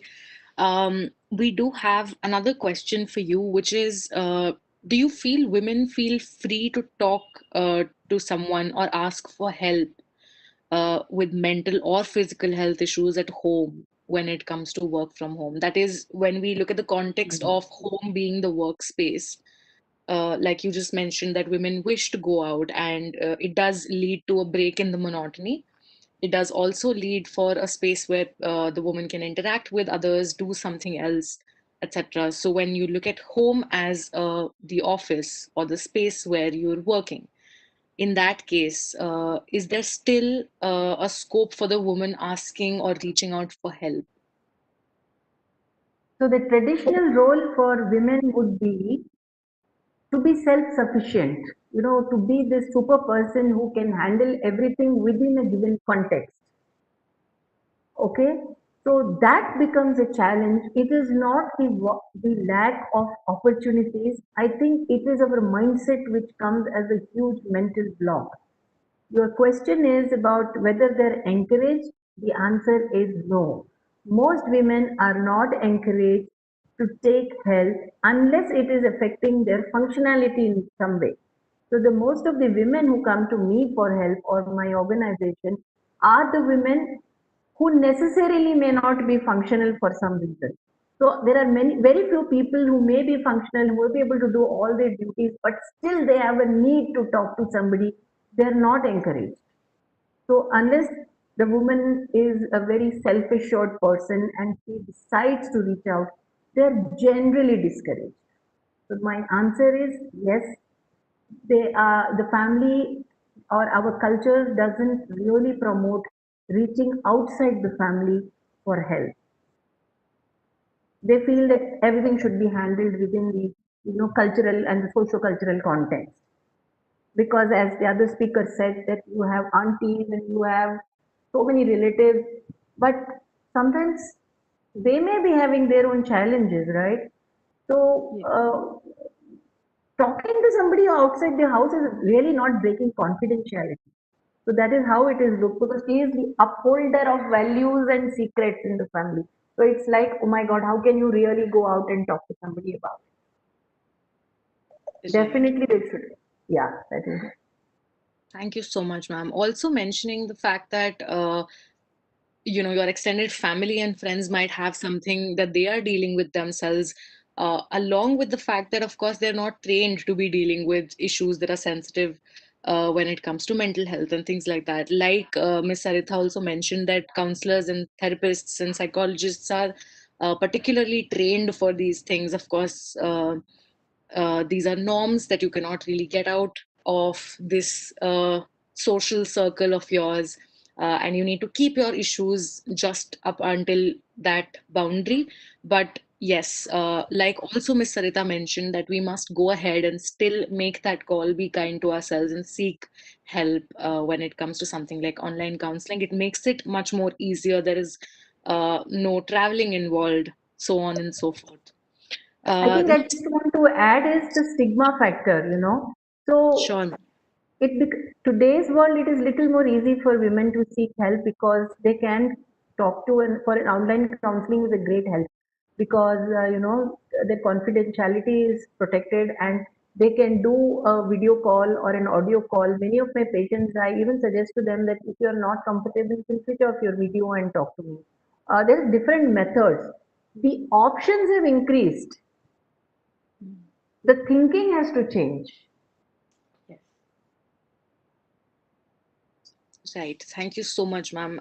Also, I think I'm just going to highlight this line that you said that really stuck personally with me, which is that there are little choices, but there are more options now. So that did really stuck a chord. All right. So thank you so much to both of our panelists for being here today and having such a fruitful discussion with us on this topic. Thank you so much, Dr. Rajeshwari and Ms. Sarita. Thank you. It's been a pleasure. Thank you for the opportunity. Team Legal Aid Center would like to thank Rajeshwari ma'am and Sarita ma'am for joining us despite your busy schedules and for giving us such an insightful session. Mr. Gitchi's contributions are truly appreciated. Once again, we are thankful to Renas ma'am for moderating the session. We will now shortly commence with the closing ceremony at 3:45 p.m. Thank you and wish you all the best. Yeah. Thank you and stay safe. Yeah. Bye-bye. Yeah, bye.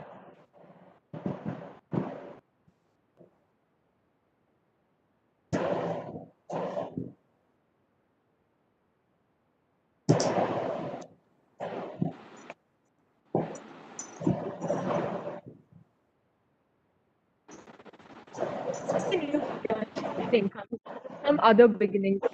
As we head to the closing ceremony of our webinar on mental health and well-being of women in the workplace, we truly hope that this conversation has been insightful enough to start a new beginning towards change, thus ensuring better mental health practices and better working environments for women from all walks of life. Now, I kindly request Ms. K. Shanti, Faculty in Charge, Legal Aid Center, Symbiosis Law School, Hyderabad, to deliver the concluding remarks and key takeaways from this webinar.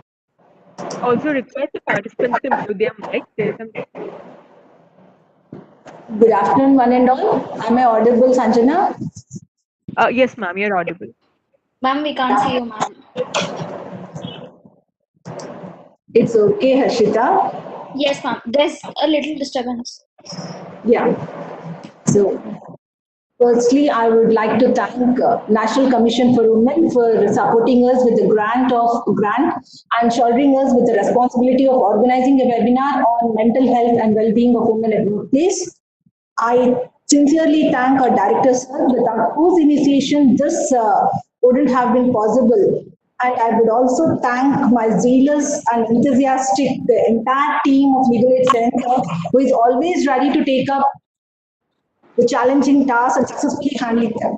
So we are also thankful to have a galaxy of resourceful and knowledgeable resource persons for all the sessions, which were extremely insightful.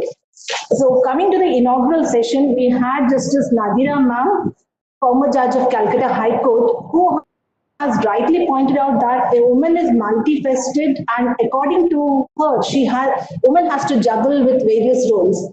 And many women are sole breadwinners, and this makes the mental health of women a very important task. The whole definition of woman has not changed for over centuries, and it is still dug into the ground. And in this era, it is imperative that we understand the difference between equality and abuse. If we want to make the workplaces more conducive for women to flourish, we must speak in terms of zero tolerance. We should not polarize workplace based on gender. Instead, people must appreciate each other's weaknesses and empathize. We must recognize this fact of difference, the problems of people in this realm of sexual diversity. Out of many issues that contribute to women's mental well-being, the caste set for women and men, it has to be broken down for the well-being of the society as a whole. The age-old ideology, it considers women and men to have different boundaries, where women are always subjected to bias. To prevent sexual harassment, the law is stringent. However, we need to make strides in practices like the Internal Complaints Committee, which needs to be constituted properly, which otherwise will lead to law remaining unenforced. There needs to be monitoring of ICCs at district level also, as was pointed out by one of our resource persons. And she has also rightly pointed out that there are some systematic lapses. A massive increase in the force is needed, and a level of understanding and respect from men. The transition needs to be smooth rather than disturbing the entire society. There have been subsequent laws and amendments such as POCSO and others to prevent workplace harassment. Now, it is the women's era which we are seeing and will be in the future, and many stakeholders have a part to play. However, as much as the law can try and establish advanced legislations for the mental health of women, it is up to the women themselves and the corporate to promote healthy mental well-being. One of the many areas where we lag behind is when it comes to maternity, like providing period leaves, etc. MNCs have support for pregnant women. However, some offices have inadequate measures, and they need to be conducive for allowing personal journey of person along with work. For awareness, there needs to be constant dialogue, a space for men and women with empathy, and men need to understand and not walk over women's mental health issues. There needs to be mental health comradeship along with work. There is an onus on every corporate and office to make women feel space and feel safe, and we need to break the shroud, shame, and silence around it. At the same time, emotional and mental balance are very important paradigms to balance workplace pressure. Online counseling, self-help, and rejuvenating practices need to be taken because to meet the work-life challenges. Workspace need to be more conducive and become an integral part. Thank you very much. Thank you so much, ma'am. Today, we are privileged to introduce Mr. Shamla S. Kundar, Member, National Commission for Women, as our chief guest. Shamla S. Kundar assumed the office of Member, National Commission for Women on March 7, 2017. She completed her PUC from Government Pre-University College in Karkala and subsequently was awarded degree in Hindi Ratna in Mysore. She then completed her MA from Karnataka State Open University, and she also took interest in social issues such as improving the conditions for women. She served as an Udupi district resource through the Female Energy Self-Help Association in 1996. She has been also involved in various women-related organizations in different capacities since 1996. She was also the vice president of Panchayat Mahila Shakti Abhiyana. Ma'am, we are privileged to have you with us today, and I kindly request you to deliver the closing address.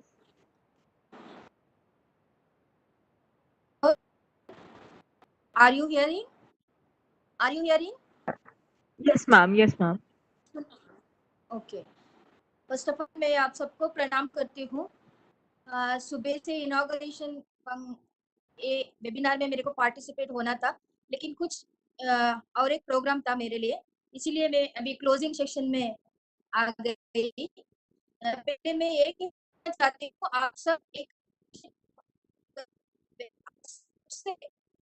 Information दे दिया, मैं आपको congratulation करती हूँ। और मैं ये कहना चाहती हूँ, अगर वर्क प्लेस में किसी उनको मन में ये होना लगेगा, उसको सेफ होना और फिजिकली सब उधर अच्छा होना चाहिए। मैं ये भी कहना चाहती हूँ, अगर women empowerment can be referred to as strengthening the social, economic and educational environment, no violence or gender discrimination, and where women have equal rights in community, society and workplace. Rightly did Swami Vivekananda say, just as a bird cannot fly with one wing, Deepti साथ जाने दो, साथ में अकेली लोग march forward if the women are left behind. Okay.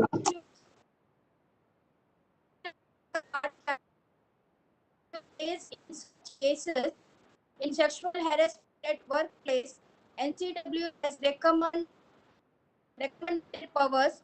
First, we check whether the concerned company has ICC constitution or not. If not, then we ask them to form ICC committee as per the Post Act, and then ask them to investigate the case and submit the report to the commission as per the time stipulated by us. Also, if already an ICC committee has been formed and investigation has also been done, but the report is in favor of respondent, then in such of the matter seems to be discriminatory, we check whether constituted as per the Post Act or not. Also, we conduct hearing in such cases if the victim expressed her dissatisfaction towards the report of the ICC committee and accordingly recommendation are given. अपना पास सारे cases आता है, एक बार हम लोग hearing भी ये सब करते हैं। और मैं ये कहना चाहती हूँ, अगर कोई भी लड़की पहले घर में भी काम करती है और अभी बाहर भी काम करती है, घर का पूरा रेस्पॉन्सिबिलिटी वो इतना अच्छा लेती है और अपना ऑफिस में भी काम उतना अच्छे रेस्पॉन्सिबिलिटी लेके बहुत अच्छे से करती है, लेकिन अदर उधर उस वर्क प्लेस में कुछ हैरेसमेंट, मेंटल हैरेसमेंट उसका होगा तो उसका हेल्थ में भी असर पड़ेगा। इस कोविड टाइम में मैं ये कहना चाहती हूँ, ज्यादा से ज्यादा हम लोग थोड़ा योगा ये सब इसका और अदर एक्टिविटीज है उसमें पार्टिसिपेशन करके अपने आप को पहले हम लोग को कॉन्फिडेंस बनना है। पहले हम लोग कॉन्फिडेंस होगा, बाद में हम लोग किधर वर्क करेगा वो प्लेस भी अच्छा होता है। लेकिन पहले मैं एक कहना चाहती हूँ, अगर एनवायरनमेंट अच्छा है तो पूरा अपना काम अच्छे से होता है। बच्चे को भी हम लोग एक कहता है, एक माँ का रिस्पॉन्सिबिलिटी होता है, घर में अपना बच्चे को भी देखना है, घर में भी अच्छे से वातावरण होना चाहिए, काम करने वाला प्लेस में भी अच्छे वातावरण होना चाहिए, क्योंकि महिला से एक अत्युन्नत शक्ति है। क्योंकि मैं कभी मेल को ऐसा नहीं कहना चाहती हूँ, क्योंकि देखिए एक महिला अपना घर कितना अच्छा संभालती है, बाहर भी संभालती है।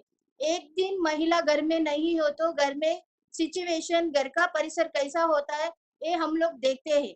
लेकिन घर में और बाहर में काम करने के लिए सब लोग उनको हेल्प भी करना चाहिए। आजकल कंपटीशन नहीं है, क्योंकि हर एक फील्ड में महिला कितना काम करता है, उधर मैन और वुमेन का पार्ट सेम होता है। इसीलिए वर्क प्लेस में विमेन के लिए इतना सारा लॉस है। अगर उनका साथ कुछ भी हैरेसमेंट और कुछ भी हो जाएगा, कोई भी महिला एनसीडब्ल्यू को जरूर उनका कंप्लेंट डाल सकता है।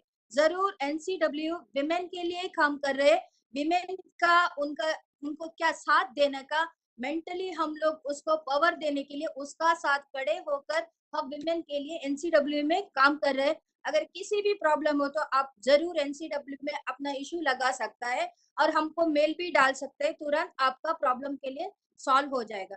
पहले मैं सुबह का कुछ आपका ये लगातार चल रहा था, सब लोग अच्छे बात कर रहे थे, लेकिन मैं 2-3 आवर में अटेंड नहीं किया है, और फिर लास्ट 1-2 आवर मैंने अटेंड किया। सब लोगों ने इतना अच्छे से उनका तो व्यू रखा है, वो हम यूज कर सकते हैं। अगर लॉ में कुछ एनसीडब्ल्यू में ए भी हो रहा है, लॉ में कुछ रिव्यू होना है, अगर ए होना चाहिए, अगर आपका पास कुछ ऐसा सजेशन है तो मैं ये कहना चाहती हूँ, आप जरूर हमको मेल में डाल दीजिए। कुछ इश्यूज है, ये सब कर सकता है, ऐसा कुछ आपका सजेशन हम लोग जरूर रिसीव करेगा, क्योंकि अब हम सब लोग विमेन के लिए काम कर रहे हैं। अगर आपका पास अच्छा कुछ बात है तो जरूर आप मेल में भी डाल दीजिए। मैं और एक बार मैं ये कहना चाहती हूँ, आप एक अच्छे इशू लेकर और अच्छे से एक वेबिनार अभी चल रहा है, इसके लिए मैं फिर से ये सब ऑर्गेनाइज करने के लिए आपको थैंक यू कहना चाहती हूँ। धन्यवाद। Vande Mataram.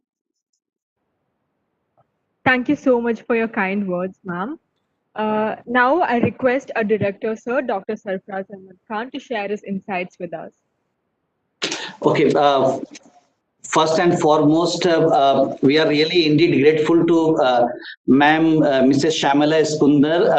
Ma'am, remember when you visited Symbiosis Law School Hyderabad campus a little more than around a year ago? And that day we were discussing with you that, ma'am, can we have some program jointly with National Commission for Women? And we thought of discuss with you that can we have a regional conference at Symbiosis with NCW. So I'm indeed grateful that we have started discussing that day that we can do something jointly with NCW. And today we accomplished with this webinar, which is supported by the National Commission for Women. In future, we do like to work jointly with National Commission for Women. Ma'am, as you have seen the Symbiosis, we have a student strength of 1,200 coming from throughout the countries. And rarely we find a residential campus of a college which has more than 65% girls student, female student. That's our strength.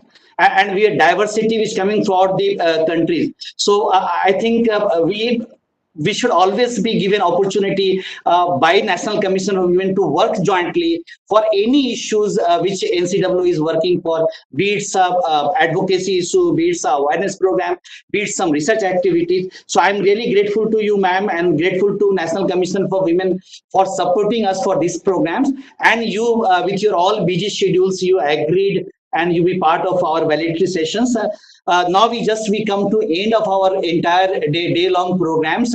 It was an excellent exercise with the speakers ranging from the best law professors in the country, from the psychologists, from the clinical psychologists, psychiatrists, and different persons. Different functionaries which have discussed and shared their views. Our team will be sharing those views with NCW and to suggest what could be the future programs and actions. I congratulate Legal Aid Center who always take initiatives in Hyderabad to do some programs. Some of the programs which are unique in respect of Symbiosis Law School Hyderabad, Legal Aid Centers, they started excellent constitutional law classes in nearby schools. Similarly, the potential where they can create awareness about or women empowerment issues in nearby villages or in nearby schools, because the children who are studying in class 8, 9, 10 in all local village schools, they are the future of these areas. If they are empowered, if awareness has been created among them, the futures that they can know. So if the peoples are aware, that's the first step of empowerment of that community. But I'm proud of they are taking lead towards that, and in future the center will do much more work under the leadership of faculty in charge, Mrs. K. Shanti, and all the students, including President is Harshita and all others who are there. If I name some students, I miss the other name. So all the students, they work hard for this webinar.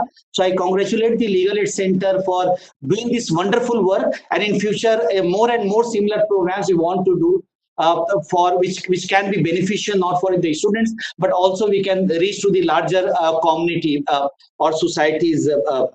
We do work in many times whenever the legal consultations require. We send suggestions to Law Commission, we send suggestions to different commission. So we are always in forefront for any legal advocacies or legal brainstormings require. Our students are always in forefront, and we always feel proud on this in the role which our students play. So I congratulate the entire Legal Aid Center for taking these initiatives. All the members, faculty in charge and all others. And from my side, I thanks all the participants who have joined from throughout the country for this program. I know some of my friends, colleagues from Calcutta, they are messaging me about the program. Someone is from the other places. So it's really well received by the different people at nationally. So I congratulate the Center for organizing these programs and hope in future we can have more and more programs with similar programs with NCWs, particularly on women issues. So thank you from my side. Thank you so much, sir. Now I request Sri Harshita Chada, President, Legal Aid Center, Symbiosis Law School, Hyderabad, to deliver the vote of thanks. Good evening to respected dignitaries, Honorable Member of NCW, Mrs. Shamla S. Kunder, Professor Dr. Sarfraz Ahmad Khan, Director, Symbiosis Law School, Hyderabad, all the dear participants who have been very patient, and my dear teammates from the Legal Aid Center of Symbiosis Law School, Hyderabad. I, Sri Harshita Chada, the President of Legal Aid Center, Symbiosis Law School, Hyderabad, take privilege to propose the vote of thanks for today. I extend my hearty welcome to the National Commission for Women, the expert guest speakers, and the enthusiastic participants for actively participating in the webinar. Firstly, I'd like to thank National Commission for Women for having confidence in the Legal Aid Center of Symbiosis Law School, Hyderabad, and offering us this grant and giving us the opportunity to conduct this webinar for the well-being of women in these unprecedented times. We have had an extremely insightful day and have learned a great deal about rising issues of mental health of women in workplaces. And for this, we are indebted to all the esteemed speakers. The concerning issues of mental health of working women has been explained in a holistic way by our guest speakers who excel in various fields which have contributed to making this event a grand success. Their contribution is commendable as it ensures not only the mental well-being of working women, but also has touched upon the need for providing a sense of security to both personal and professional lives of women. I take this opportunity to thank Professor Amita Randa for her exceptional insights in legal frameworks concerning the mental health of working women, Mrs. Sumati Badgula, IPS, for her continuous support, Ms. Deepthi Raula, CEO of VHub, Dr. Purnima Nagaraja for their exceptional assessment of the impact of gender discrimination and sexual harassment in workplaces in different sectors. I thank Dr. Rajeshwari Luther and Ms. Sarita Nitala for not only identifying the increased stress of women working from home, but also for providing recommendations to help women cope with dual stress of familial responsibilities and professional responsibilities.